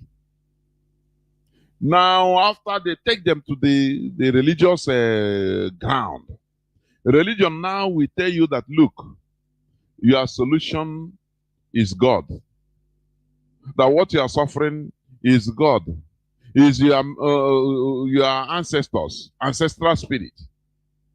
That why you don't have a work, job, you finish schooling, you don't have work. That somebody in your destiny, your family is tying you. You have to break it, pray, and pay tithe, pay offering, pay this and that. Instead of telling you the reality, they remove your mind. Yesterday, the other day, I gave an example. Imagine a criminal being pursued by a policeman. Now the criminal will come, reaching your passing your compound, he passed through the left, he run through the left. Now when the police people came, they ask you, you see, we are looking for this guy. You say, yes, I see somebody that run here now. They say, where did he pass? Is he left or right?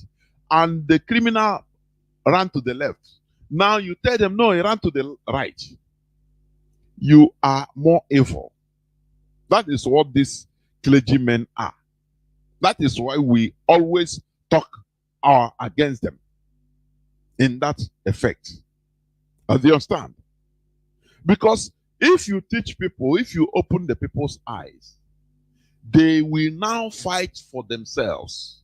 They will now hold those that are supposed to be held responsible for their misery. And things will start getting better. Because when the people rise up, these few politicians, they have nowhere to go to. They cannot sustain. Look at Boris Johnson. He has resigned. Because the people, there was an outcry. So, if all these whole facets, the media, the clergymen are telling the people the truth, I'm telling you honestly, things would have been better. But lo and behold, they are agents of deception. They continue deceiving people, telling people that, oh, you PVC and everything will be okay. After now, they will say, now wow. After 1 year of voting, hey, that one will be worse. And they'll be crying. They say, anyway, in another 4 years, we'll get it right this time. Always getting it right. It's terrible. Biafrans and lovers of freedom. Biafra is our religion, is our identity, is who we are. Our leader is Mazi Nnamdi Okuchukwu Kanu. The zoo understands that there is nothing they should protect him. And he committed no crime. As our brother said, they should send him back to Kenya, where they kidnapped him from, where they renditioned him from, and nothing more than that, or less than that. He must be released. Thank you for listening. From me, Mazi Jonathan Chinedu, from here, it is simply good evening.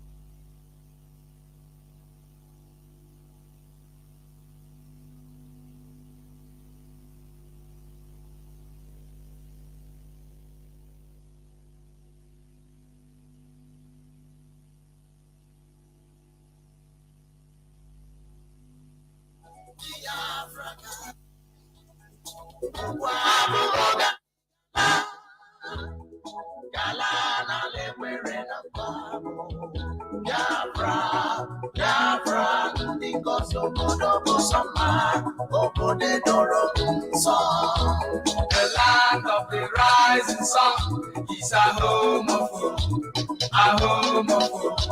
the Biafrans. The fire of the eastern land is a promised land, a blessed land of the true Biafra. Emeka Bonusi Biafra, Emeka Bonusi Biafra, Kaimara, Biafra, Kanebozo Kamiri, Kaimara, Biafra, Kanebozo Kamiri, Biafra, Kanebozo Kamiri, Anijala,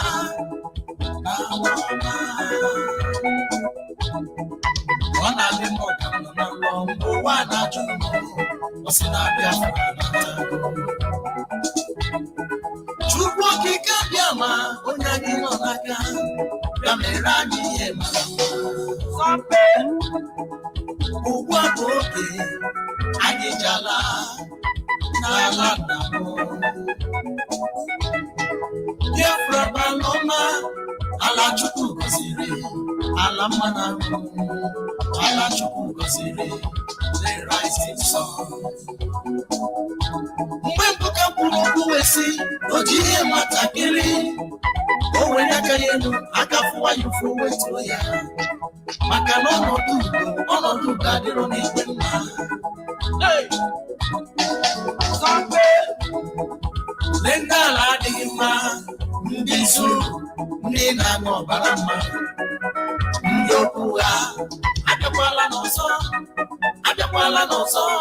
Kahapa to Suru Biafra, Mana Chukwuki Kabia Magika in Macau, Mana Chukwuki Kabia Magika in Macau, Nani Gala, Babu Gani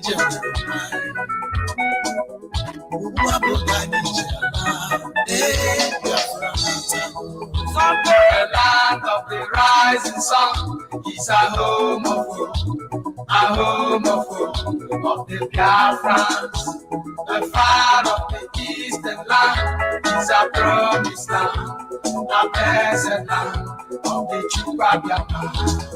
Emeka Bonusi Biafra, Emeka Bonusi Biafra, Kaimara, Biafra, Kanebozo Kamiri, Kaimara, Biafra, Kanebozo Kamiri, Biafra, Kanebozo. IPOB, one big family, Honorable Wanda Banoso, Onere, Abokalesia, Orekalesia, Re.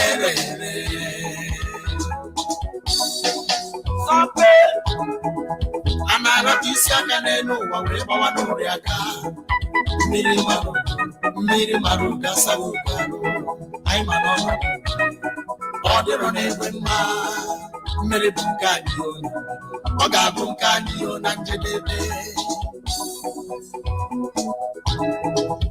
Ọsọ nwakwụ, ụzọ nwakwụ, ọ bụ gịnị ka anyị na-azọ? Ọ bụ nwere onwe, ọ bụrụ ọgụ ụmụaka, anyị ga-ana. Ọ bụ nwere onwe, ọ bụrụ ọgụ ndị sabo, ya mere anyị ga-ana. Pharaoh, let my people go. Pharaoh, let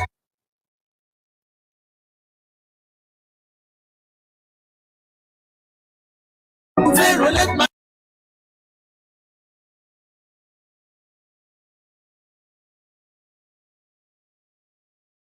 I will be hosting Mazi, or rather Chief Chiwetalo Ago. Of course, you know him. He need not any introduction. He is a renowned Biafran elder. He is an actor, of course, and he is a Biafran by heart. And I would like to have an interaction, a chat with him this evening. And of course, it all depends on the system, but we trust and believe that everything will go according to plan this evening. So before I bring him in and before I continue without wasting any time, it is Radio Biafra. And of course, today is the 6th day of May 2022. The time standing here for 18:47 minutes. Of course, that should be around about 13 minutes to 7 p.m. here in Johannesburg. And of course, if you are listening from Motherland Biafra, it should be the same minutes, of course, pass or rather to 6 p.m., if I may put it that way, that's correct. It should be 17:47 in Biafra land.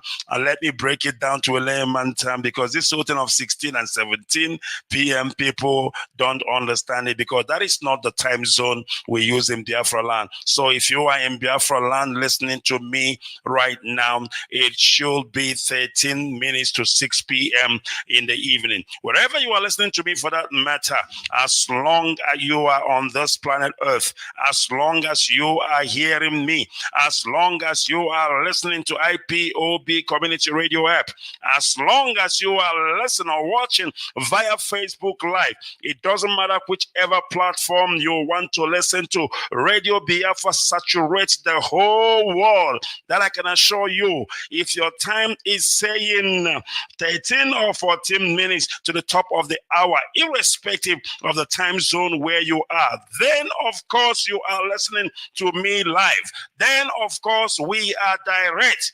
And in this so, he is presiding over the affairs of his people. Right, welcome back. It is Radio Biafra, and this is Hello Motherland. I welcome you if you are joining us right now. And of course, it is the time, and I will cross over to one and only Chief Chiwetalo Ago. Of course, I have him with me this evening to speak to Biafrans, and of course, to get to know him better, to get to know his, understanding of what we are doing and his take on what is happening currently in our land. Let me see if I have him. Mazi, good evening from here. Can you hear me? Good evening, sir. I can hear you. All right. Good evening. Good evening. So will it be fine if I address you as Chief Chiwetalago? Would that be fine? 7 titles of chieftaincy at the moment. Unbelievable. Unbelievable. So, all right. When we summarize all those chieftaincy titles, I think it will be fair enough to say Chief Chiwetalago. Is that correct? Yes. Yes, you're correct. All right. Yeah. Thank you, sir. I am very privileged and very honored to be talking to you this evening. I must tell you, I've been watching you while I was still a child. Can you believe that? Amen. Amen. It's very possible. It is possible. It's very possible. It is. I think very, very possible. I think the first time I saw you on the screen was Ikuku. I think during the movie called Ikuku. That was very long time ago. That was many years ago. Very long time ago. So Peter Doche was involved. Absolutely. Absolutely. Well, he played the Igwe. That's correct. That's correct. Yeah. All right, You're welcome. Let's get straight into it. First of all, I would like you, even though you don't need any introduction, but I want you to tell our people, because the whole world is listening. It is not only in Biafra land, all over the world. They are tuned in. They want to hear from this great man, a man who has been around. I must tell you. Tell us briefly about yourself, and if possible, how your career took off. Please go ahead. The career is going on wonderfully, according to the design by God, because I am the biggest actor in the whole world, veteran actor, by virtue of number of movies I've done since 1981 officially. I have done a 2003 productions. 2003, and the person taking second position has done just about 500. Wow. Look at 500, look at 2003. The difference is mightily clear. The biggest veteran actor in the whole world. The white actors of Hollywood are not interested in acting for a long time. What is their interest is getting the big money in dollars and investing. But here we don't earn big. We used to earn 1.5 million per movie, but it's no longer there now because they are complaining of marketing. That marketing does not even get up to 1 million copies. But we are managing. We don't have any choice. We don't have to run anywhere. Here is for us forever. So I am leading African actors in terms of the number of production done already.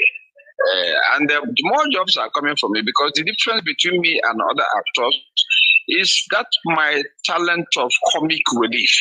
The writer gives me the script, then I recreate the way it will be good for information, education, and then comic relief, which is very important. Comic relief, that you are laughing while I'm talking. Absolutely. That is it. So I'm the biggest actor by the grace of God in the whole world as of today. Unbelievable. All right. Now, yes. there is something also to it. I want people to understand that this is a pure natural talent. You know, like you have in overseas, people go to school, go to university to learn acting. But here is a man that I'm talking to, who his own talent is raw, direct from Elohim. Tell us about this talent. Did you went to school for it, or it is something that you were born with? Please go ahead. I traversed a lot of circles in education, even to former West Germany. Germany used to be one, but after the end of the Second World War, global authority, global powers divided to divide Germany into West and East. So I had an uncle, younger brother of my father, who schooled in West Germany. Then tried and brought some relations like me. So I schooled in München College, dramatic arts and everything theater. Then came to Nigeria around in the very early 80s to practice. Wow. Today, I have, in fact, at that early 80s, I am those who we are learning from. We formed a theater group called the Inspirers. It started functioning the time when Michael Jackson was hovering the whole world with his own talent of singing and dancing. It was in 1982 Michael Jackson came out with the Thriller. The one called the Thriller. And that was the time my theater group started functioning. I had my members even till today. So the 2 points combining is raw talent and then the thing education can do for you. Awesome. That's where I have an edge over every other actor we have in Africa, if not the whole world. So this my record is so intimidating that almost every week universities call me to give me one award or the other. The last award I got was from this university in Uturu Okigwe, Gregory University. That was the last award that made it about 85 or 6 of my awards. So institutions, individuals, they give this award to me on a regular basis. So God has made me the highest, yet I can't help to be humble, because if you're humble, you relate with God very well. Pomposity is not in my life. Yes. Rubbing shoulder is not in my life. Otherwise, you can't make it in serving God. In serving God. Absolutely. So where I am today is interesting, is thrilling, is admirable. The whole world almost are in love with me, and I'm happy about it. And the way I relate with God has instilled strength, audacity, fears have been taken away off my life and my eyes. There's nothing that can make me fear in the world of today. Even if Goliath comes now, I was telling Goliath, look at this seat, go and take your seat. I'm not the person that can intimidate. So you can imagine that no army general in Nigeria, even if you have the highest rank, in the military, you can't come and talk to me anyhow. I would rather lecture you on how you have misled Nigeria, misled the populace. Because Buhari came in as an elected civilian president. But what we are seeing now is militocracy, autocracy, intimidation, rough handling. The civilian atmosphere has been wiped away. We are now living at their mercy. Those who will be afraid of them. And like I said, I am not afraid of any of them. In fact, the time I was arrested and I went for their interrogation, the coordinator of the generals tried to be tried to go education-wise, but I put him down. We started quoting literature, Julius Caesar, Etu Brute. He was quoting, I was quoting. But I Etu Brute, when Brutus stabbed Julius Caesar from behind, Julius Caesar turned and saw it was his closest friend. He almost cried.